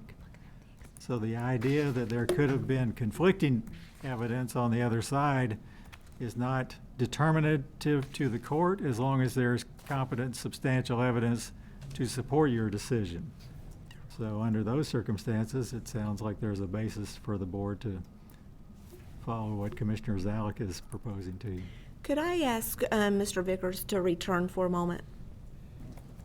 Mr. Vickers, all the jobs that were presented as experience, did I understand that you called every one of them to determine the scope of their experience and how it related to this project?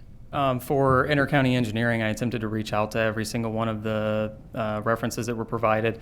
Inter-county engineering was offered 2 opportunities to provide that information, once in the bid, and then before moving on to evaluating the second bid, we requested information from them to provide additional information.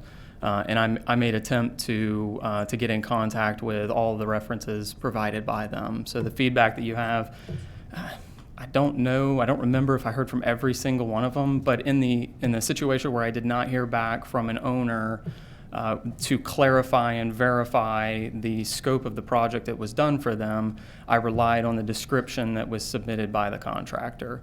So with R2T, I evaluated or tried to get a hold of the owners that were submitted with the bid. The additional projects, I think we started out with 5 or 6 or so in the original bid. Through the protest proceedings, we received, I think, a total of 15 projects, and they had a very elaborate table. We relied almost exclusively on the description submitted on those to make the determination.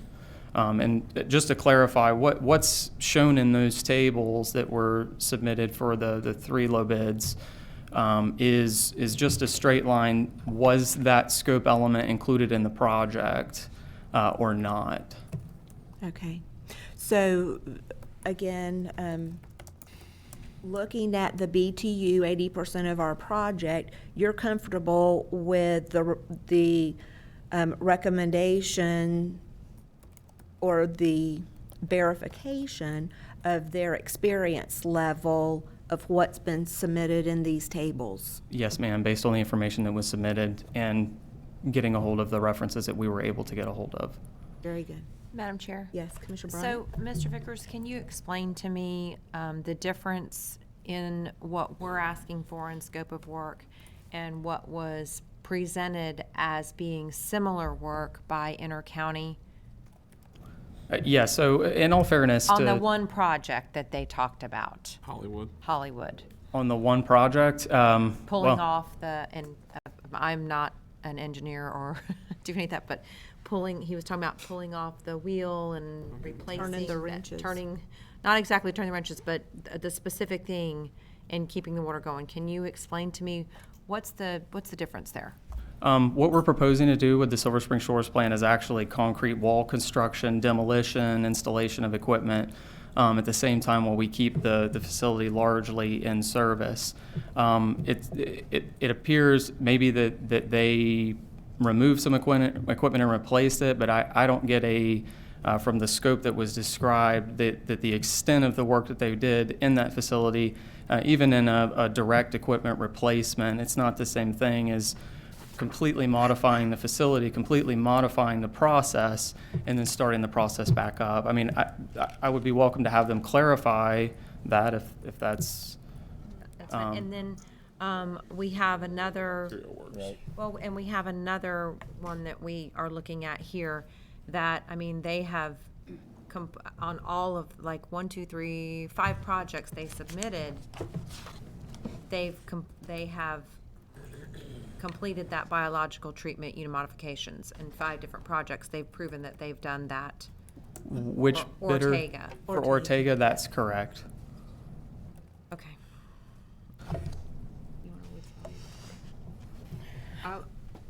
I would just stick with Ortega. I'm willing to have a little more discussion if Commissioner Gold's willing to withdraw his second. Okay.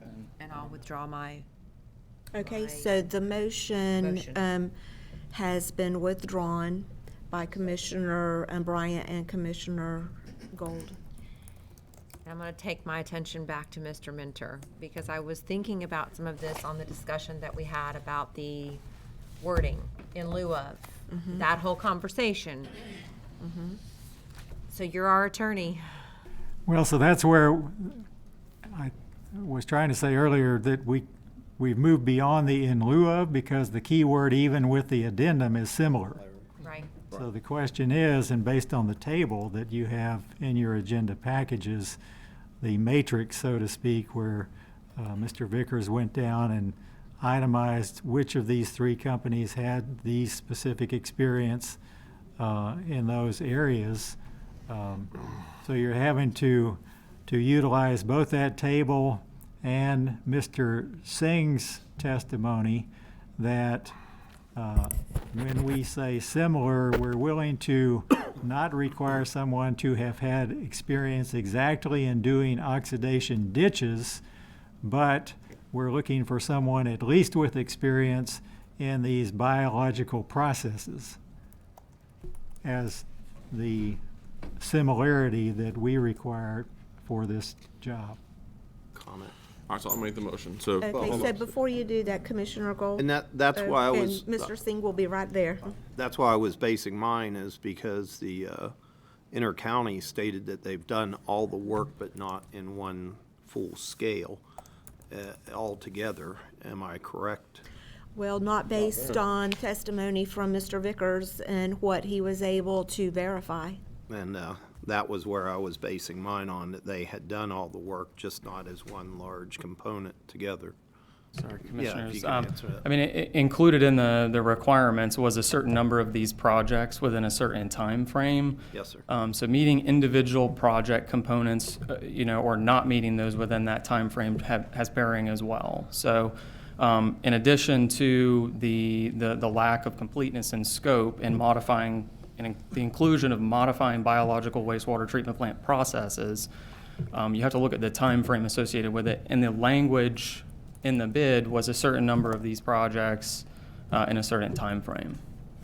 And neither one of them met those. Correct. Okay, thank you. Sure. Mr. Singh, did you have anything else you'd like to add? One last clarification, Yes. if I can. I lost my train of thought and asking permission. Go ahead. I'll come to you. In terms of, at the end of the day, I'll be still engineer. I don't want to be a lawyer. On the table, they have submitted R2T, and I don't roll up the tongue too well. They have made an understanding the scope that it's aeration, mixing, and concrete modification, and post-bid in the protest process, they had submitted that 11 by 17 table. I have not seen if that's part of the package, but they did. And they made attempts to, check mark, different areas of the thing, which they were recognizing that what the similar project should be, and they're checking aeration, there. And to best of my recollection, I don't think there was even one of those was a biological aeration.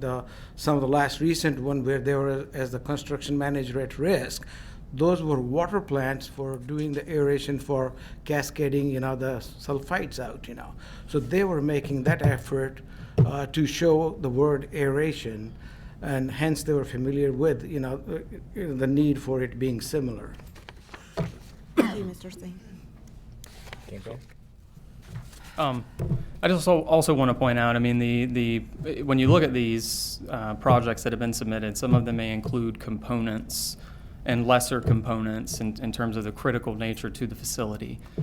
So I can't take from either of the contractors who are here that they qualify for portions of this project. So for instance, if we were doing a headworks project exclusively, perhaps we wouldn't be here.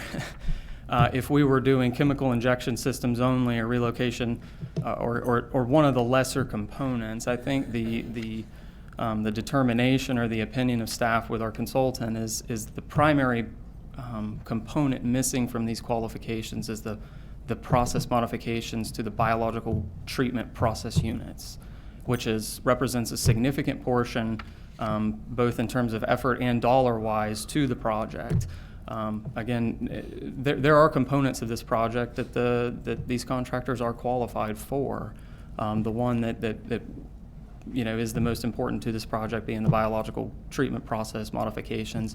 That's where both, in our opinion, both companies fall short of exercising or showing that they have a track record of these types of projects. Very good. Thank you. I'll bring it back to the board. Ready?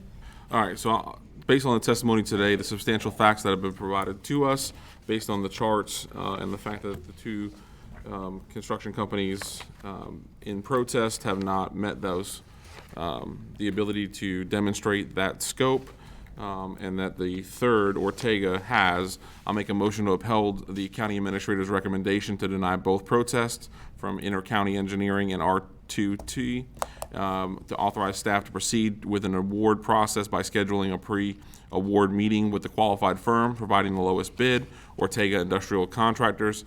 And if the pre-award is successful, procurement will bring back the recommendation award of this project to the next meeting with a contract draft. Got a motion by Commissioner Zalek. I'll second that. Second by Commissioner Moore. Any further discussion? All in favor? Aye. Any opposed? That motion carries unanimously. Thank you. Thank you, two firms that were represented, and we hope that there'll be an opportunity for you to look at other projects with our county in the future.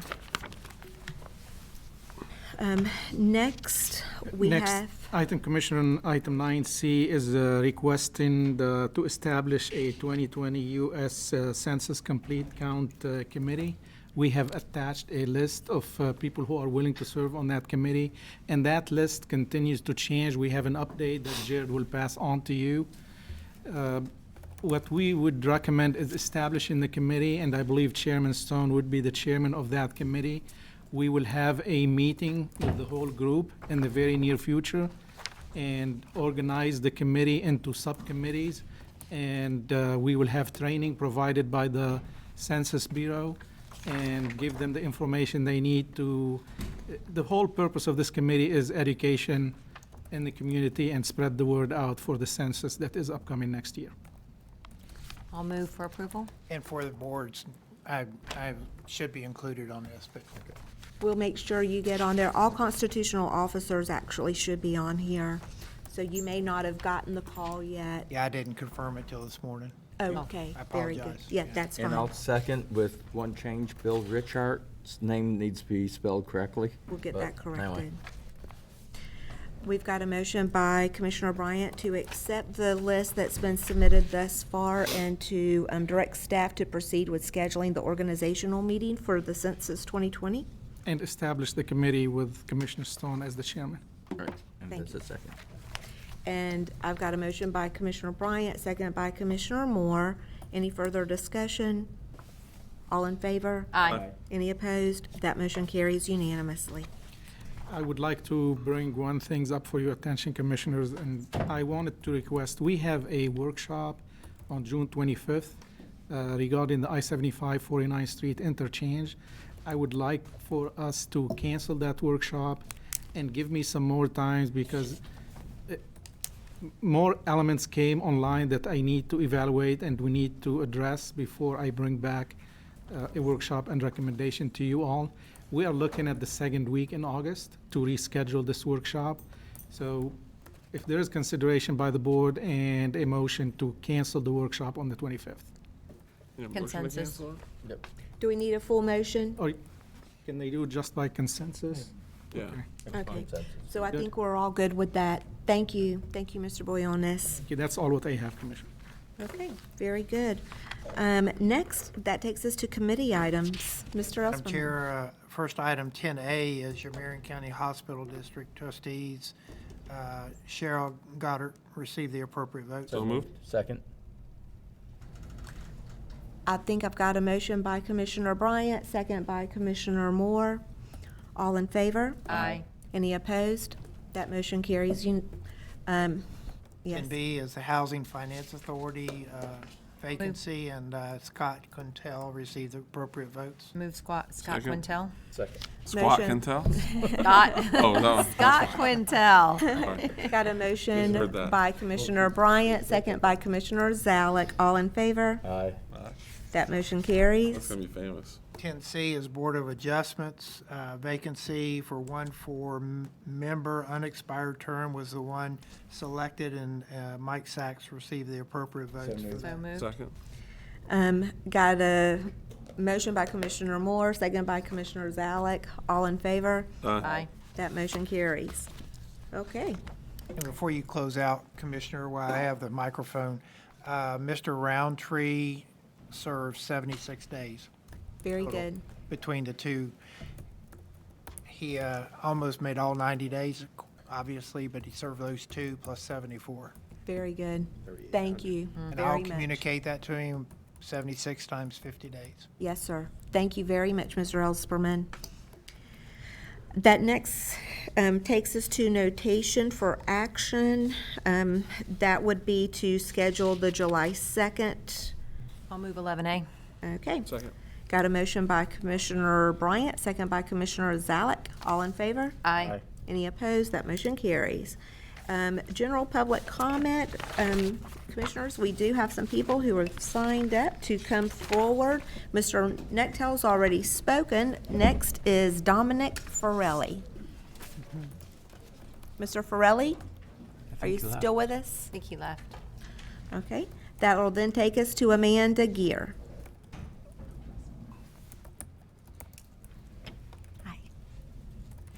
I'm not Amanda Gear. I'm Elizabeth Coleman, 1981 Southeast Twin Bridge Circle, Ocala, Florida, 34471. So I'm the Ms. first Vice Coleman- Regent of the National Society of the Daughters of the American Revolution, and we're here today to speak to the commissioners. Thank you so much for having us. In 1894, very progressive young women in Washington, D.C. established the National Society Daughters of the American Revolution. They were intent on preserving their own family lineage and the historical events that birthed these United States, a democracy set in a republic. While DAR members are required to vet their own direct lineage to a patriot of the Revolutionary War, someone who fought for or supported with goods the cause of freedom in the colonies, the DAR is primarily a service organization, and the objects of our society are first, historical preservation, second, education, and third, patriotism. In 1925, right here in Ocala, Florida, several progressive women secured a charter from the National Society to establish a chapter. The founding ladies of the Ocala chapter instinctively and immediately understood the profound historical significance of Fort King, vowing to preserve, protect, and promote its history for future generations.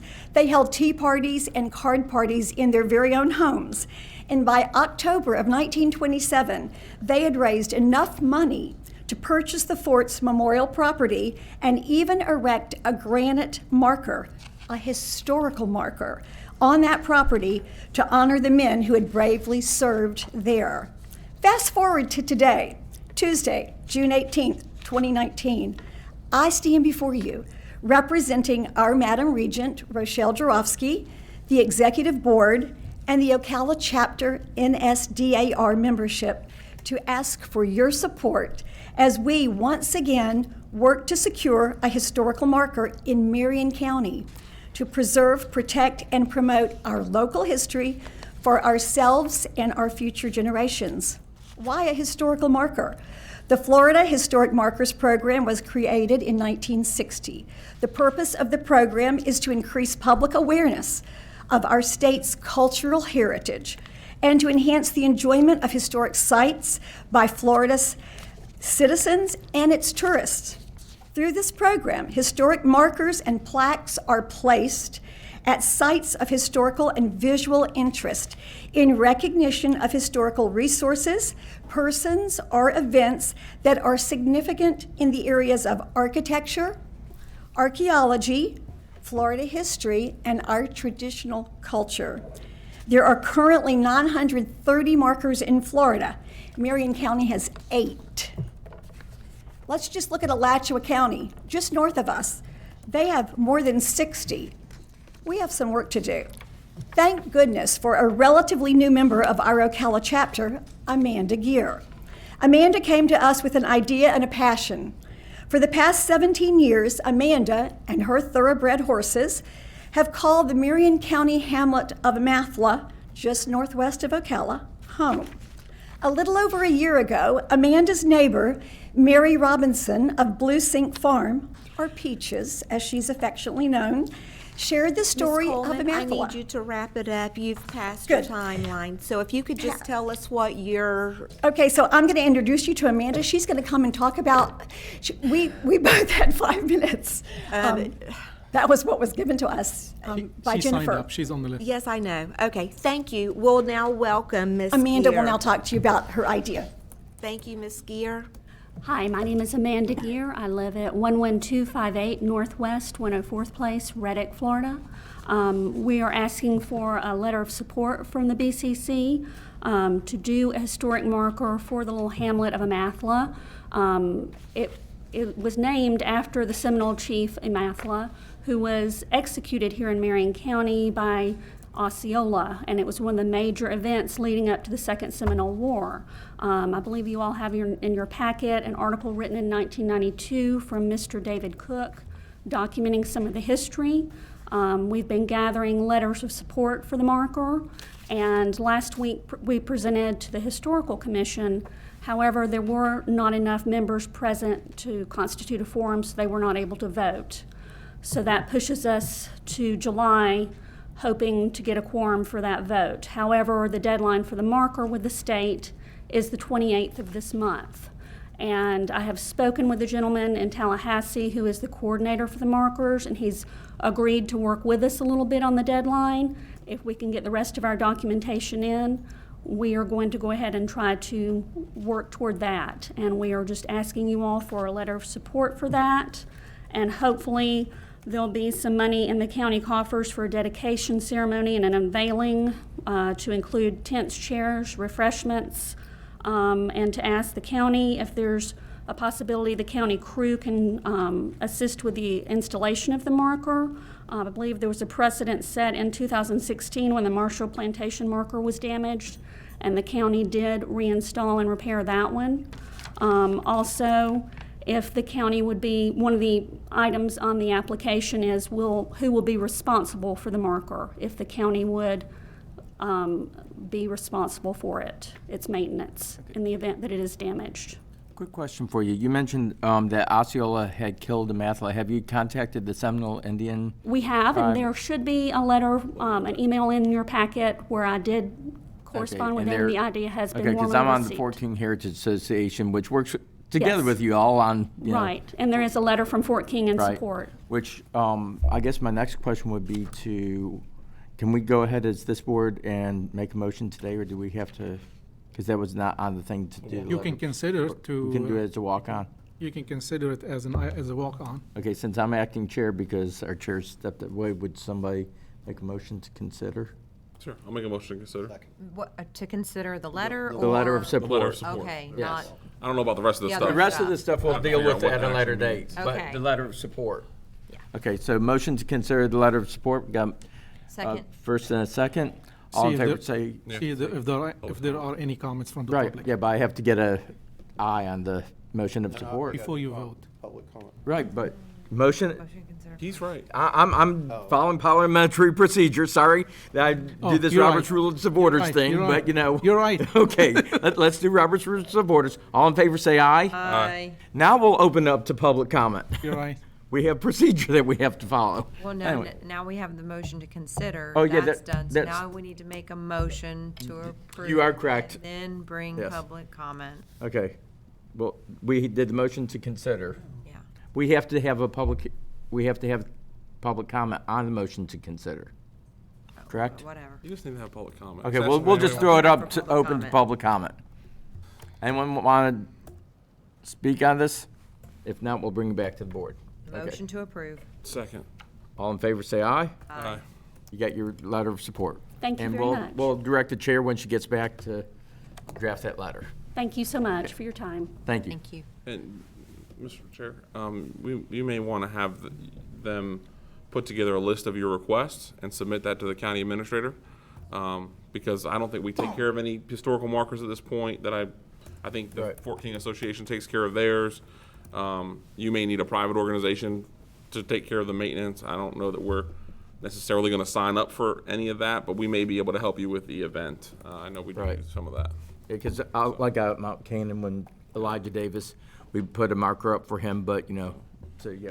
You probably need to make a list of what you're what you're asking for and submit it to Commissioner Moore and the county administrator. Also, if you would submit the letter to our chair. We can Thank sign you you. up for a letter of support. Great. Thank I you. I could hear in the back, Okay. so thank you. I'm grateful that it was for the outcome. Very good. Next, we have Larry Levinick. Okay, great.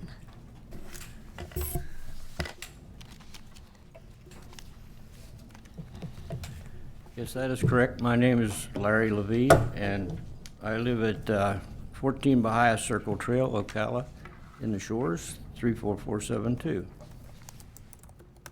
Good afternoon.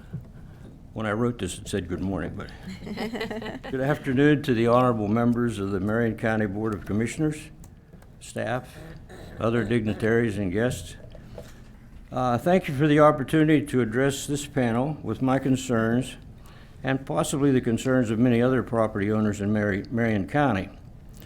We understand and agree with the statement that the responsibility of the Marion County Board of Commissioners is to provide for the safety and welfare of its residents.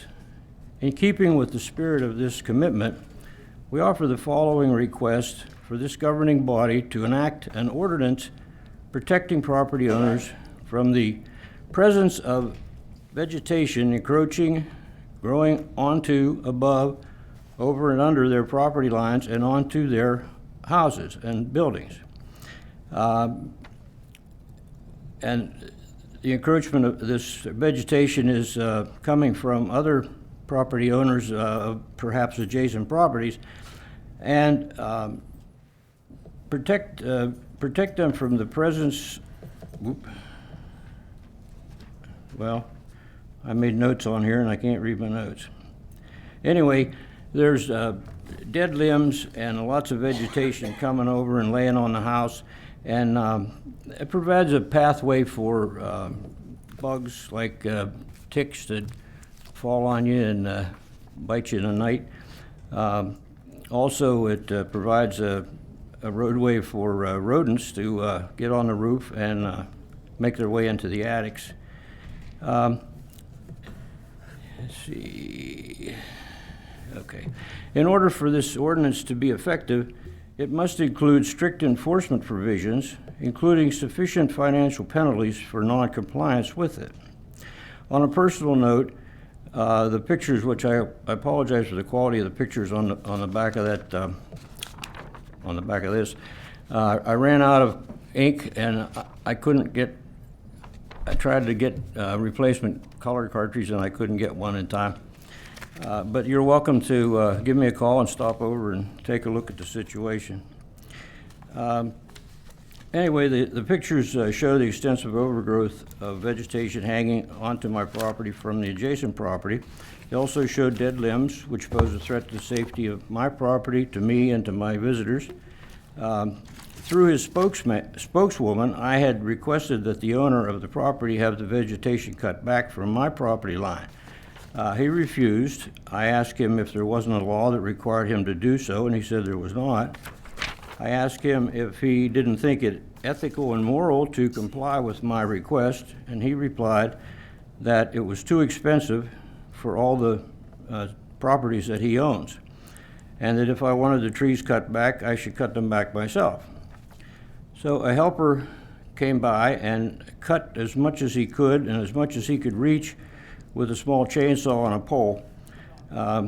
And I also climbed on a roof to clean debris and pine needles that gather in the valleys between the garage and the house roofs, but I can't do that anymore.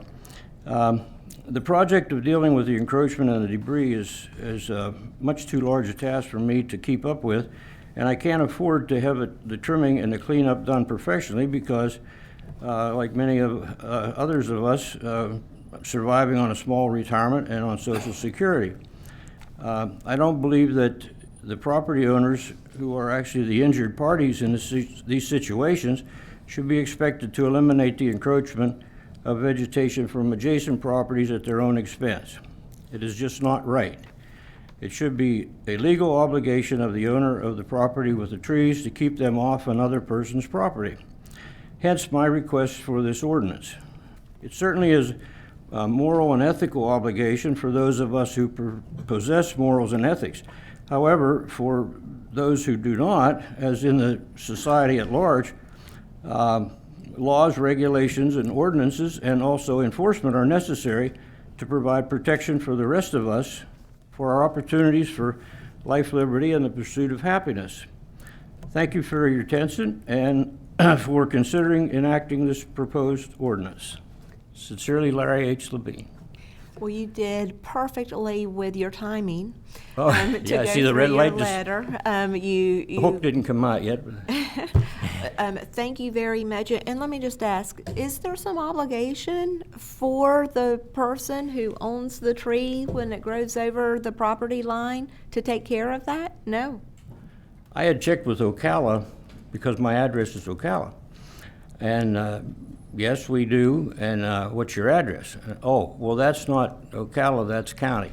Gotcha. And I understand there is no ordinance such that would protect the property owner from that. Well, thank you for bringing it forward, and that's something that the board will have to give some consideration of. Yes, please do. Thank you Yes, very sir. much, folks. Thank you.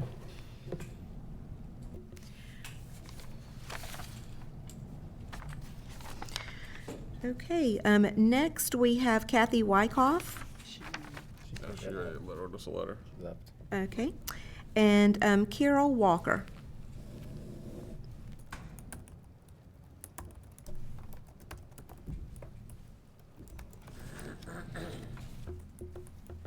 Thank you for having me today. Commissioners, Chair, and everyone here. I am from Stuff the Bus. Suzanne could not be here today, and I want to thank you for your past participation and look forward to working with you again this year. We are this year going to focus primarily on elementary schools. So we're looking for crayons and pencils and papers and notebooks and that sort of thing. As I say, we have worked with you for a number of years now, and along with the Veterans Council and for the underprivileged children.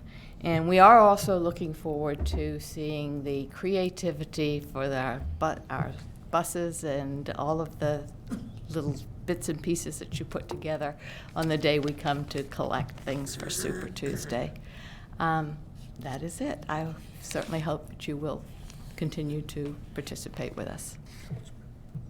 Yes. Does she, date of completion? We are looking at Super Tuesday for the first Tuesday in August, which I think is like the First third Tuesday. or the fourth. And Ms. Walker, how are you affiliated with the public school system? I am not. I am affiliated with the Veterans, the Marion County Veterans Council. How about Stuff the Bus? Stuff the Bus is now under the auspices of the Marion County Veterans Council. Okay. It always has been. It was just with Ms. McGuire in her position, it sort of got rolled in with the school system. But it was initially back in, I'm not sure if it was 2001 or 2002, Colonel Lamar Hunt of the Military Officers Association got with Ms. McGuire and several other volunteers organizations and came up with the idea of Stuff the Bus. Okay. Madam Chair? Yes, And I Commissioner had a Bryant? conversation with Chairwoman McCall yesterday Okay. from the school board. And, you know, it has always been an initiative of the Veterans Council and MOA. Yes. It was not an initiative of Ms. McGuire. Okay. And so I believe that the school board and the Veterans Council are in the process of working out their interlocal agreement for the school board to provide the bus and... Actually, that's not going to happen. Oh, it's not going to happen? No, it is not going to happen. Excuse me, whoever's a lawyer in here, but the lawyers got involved, and it's turned into a Gotta love it when the lawyers get involved. It's turned into a Attorneys. nightmare, so I think we're probably going to end up getting one of our members in the Marion County Veterans Council has a church bus, and we're probably going to be using that. Now, are all of the donations that will be collected Will will still go to to Marion the County schools. Public Schools? All to the schools. What we have decided this time is that we go to the Walmarts around the county, and we will donate what we get from the Walmart on 40 or the Walmart on Easy Street to the schools, the elementary schools in that general vicinity, rather than it going into a general pot and going out. So will you be directly donating to the schools this year Absolutely, yes. instead of giving it to the school system for the school system to disperse? Yes. We already have, I think it's 640 backpacks that we are getting ready to put our supplies into, and they will go out to the guidance counselors at the schools so that they are there on site for when the children need them. And how about monetary funds that are also donated? The monetary funds are kept in a dedicated account by the Marion County Vets Council. And from there, we pay for whatever it is the teachers tell us that they need. And so will the teachers go directly to you? They You'll have a can. relationship directly with teachers if you're not having a relationship directly with the school? We're in the process of working all of that out, but I can assure you that every dime that comes in goes out to the schools for one thing or another. Earlier this year, somebody contacted Ms. McGuire, and we went out and bought coats for kids when it was cold with the money. So it's all used for the children. We have no need for it. Madam Chair, can I just Yes, add? So Commissioner I was under the impression too that I think one of our staff members reached out that the school board was also planning on doing another drive as well. I believe so. They came to us. I guess the gentleman knows. Oh, okay, well, You we'll mind? take public comment, yeah, sure, okay. Well, Okay. I just think it could end up becoming very complex, and are we going to pick one? Or are we going to pick? Well, and now that they're not going to be able to work out that agreement, so last night when I spoke with Chairwoman McCall, they were working on the agreement with the bus, but now that they're not going to be doing that. Well, I still have to talk to Dr. Meyer tomorrow, but from the information that she sent me yesterday afternoon, it just looks like it's, in order to get it through the lawyers and then back to the school board, I don't think we have time. Okay. Thank you very much, Ms. Walker. I appreciate it. Yes. Have a good day. If you'll give your name and address for the record, please. Yes, my name is Tom Butler, 4129 Southwest 49th Terrace, Ocala, Florida. Yes, sir. First of all, Madam Chair and Vice Chair, Commissioners, I'd like to thank the Veterans Council for the many years of providing school supplies to the Marion County Public Schools and our needy children. But this year, the Marion County Public Schools have developed a new initiative to meet the needs of our homeless and needy children's program. Mission Bus Brigade was developed to meet the needs of our children in our school system to supply their school supplies for them. And what we're trying to do is supply their success. So I don't know whether you've got a copy of this particular flyer. No, not yet. Not yet. Can I approach?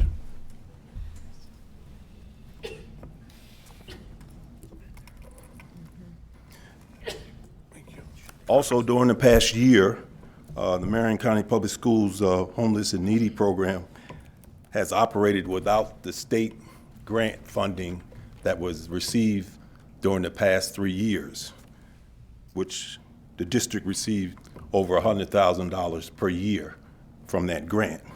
So basically, for the past year, we've been working with donations, and all those donations, different supplies that were given to us went directly to the children, to the schools. And so far, we have the 5 locations that we will be doing our bus brigade at, where we'll be collecting the school supplies at the different Walmarts and at the mall on August the 3rd. And Mr. Butler. Yes. You said something about a $100,000 grant. Yes. This past year, we did not receive that grant. For the Okay. past 3 years, we did receive a grant funding from Tallahassee, but we did not receive it this year or the next 2 years that is coming up. So that $100,000 would have been for this year and next year, or next year and the following year? The 100,000, yes, would have been last year and this year and the following year. So those dollars are off the table? Yes, they're off the Is there table. a reason why those funds were not awarded to Marion County? The grant was not submitted in time Okay. for them to get it. Okay. So I am the new homeless liaison for the district at this point. Very good. And are you taking Ms. McGuire's position? Yes. Yes. He's Yes, ma'am. going to be the new homeless children program. He's going to do that. Well, we appreciate that coming forward. And yes, Mr. Boyonis? One question to the previous speaker. The donation and the collection, are they going to stay in Marion County, or they are more? They're going to go to the location closest to where the collection site is. She said they'll then take it to the elementary schools closest to that location. So they're gonna stay in Marion She County said schools. those 2 Walmarts, she listed off 2 Walmarts, and then they'll take it to those elementary schools in that vicinity, she said. It does stay in Marion County. Yeah. Okay. How about we leave this with Mr. Boyonis to work out the details on what is best for the county? Okay. Thank you. Thank you for being with us, Mr. Butler. Thank you. We wish you great success in your role. It's very needed, I Yes. know, and God bless you Thank you. Look forward to working with you. for what you do, absolutely. And as well as Ms. Walker, everybody wants to help, and that's a great thing. Do we have anyone else in the audience who would like to come forward and speak on any item? And if there's anyone behind Mr. Munoz, I welcome you to come down to the second podium. Henry Munoz, 495 Marion Oaks Boulevard. I would like to go behind Mr. Levine, and I agree that we do need some sort of an ordinance to get the underbrush cleared up by absentee property owners. Maybe something that the county can do and then charge them a nominal fee for it, find a way, because for my community, my biggest fear is right now, thank God of the rain, is a fire. It would really devastate Marion Oaks very heavily, basically because of the underbrush from the neighboring properties. And that, you know, if there's a workshop that can be worked on to get this motion done, you know, I think it's worthwhile doing. Thank you, Mr. Munoz. Yes, ma'am. Good afternoon. I'm Miosha Wilson. I didn't get a chance to get here. My daughter had a doctor appointment this morning, but I was here 2 weeks ago, and you guys told me that if I brought proof to show you that my lien was hindering me, that you guys would consider dismissing it. But I was told that you guys denied it, so I was trying to see if you guys could reduce it. Actually, yes, Commissioner Bryant? Well, I think since I was on the presiding vote, I can bring that back up for reconsideration. Mhm. So I'll bring that back up for reconsideration, and I would be willing to offer the same thing for Ms. Wilson that we offered to the gentleman that was here earlier, check into how many days she actually served, and reduce her lien to that much. So we've got a motion by Commissioner Bryant to only charge you, Ms. Wilson, for the number of days that you actually were in jail versus what the sentence was. And then we've got a motion. Hers is the same, though. Should we ask her? Well, if you read I it, was trying to go into the service, and they did provide the document stating that this lien is hindering me from going. Well, they actually said your offense was hindering you. It was something based on what your offense was, that was going to keep you from being looked at for the Air Force. It was your conviction, or I don't know if you were convicted, but it was your offense that you were charged with was keeping you from moving forward into enrollment into the Air Force. And we were provided the Air Force policy that states the various offenses that will not allow anyone who's had that sort of conviction to be considered. Well, he said that it wasn't the offense, it's the lien. Well, if you read the documentation you provided, it states the offense, so that may be something you'll have to go back to the recruiting officer and talk to them about. Yes, ma'am. Yes, okay. So we have a motion to only charge the number of days that you served in the Marion County Jail by Commissioner Bryant and second by Commissioner Gold. Just Yes, sir. it's a minor technicality, but Commissioner Bryant said she was on the prevailing party, which she was, but I think we need a motion to reconsider and have that seconded and then get into your action motion. I'll second the. We got a motion by Commissioner Bryant to consider with a second by Commissioner Gold. All in favor? Aye. Any opposed? That motion carries unanimously. Anyone in the public like to come forward and speak on this topic? If not, I'll bring it back to the board. And I think that motion still stands. Commissioner Bryant and Commissioner Gold second. Yes. To only charge you for the number of nights that you stayed in the Marion County Jail. All in favor? Aye. Any opposed? That motion carries unanimously. So it has been reduced. So, in one moment, and Ms. Wilson, I will just say this to you. Yes, ma'am. As you're moving forward and other opportunities present themselves, should you have the need to come back before this board, the only way that this commissioner is going to consider doing anything else is if you show an attempt to pay off this lien. You've known about this since 2012, I believe it was, when the Air Force turned you down, or 2014. I don't have the date right in front of me. And during that period of time, you made no attempt to take care of this. So I strongly suggest that you follow through this time and that you make an attempt to take care of this. Yes, ma'am. Thank you for moving forward. We wish you all the best in your future. Thank you. Yes. Thank you very much, Ms. Wilson. I hope your daughter is well as well. Thank you. Do we have anyone else in the public who would like to come forward and speak to the board? If not, let me just make sure if we covered everything. Commissioner items. We'll move to commissioner comments. We'll start with Commissioner Gold. Okay. Real quick, on the earlier discussion about the COC, I would like to, after the information that they presented to us, I think it was Marion County Homeless Council, correct? And their budget there, I would also like to see what their budget was.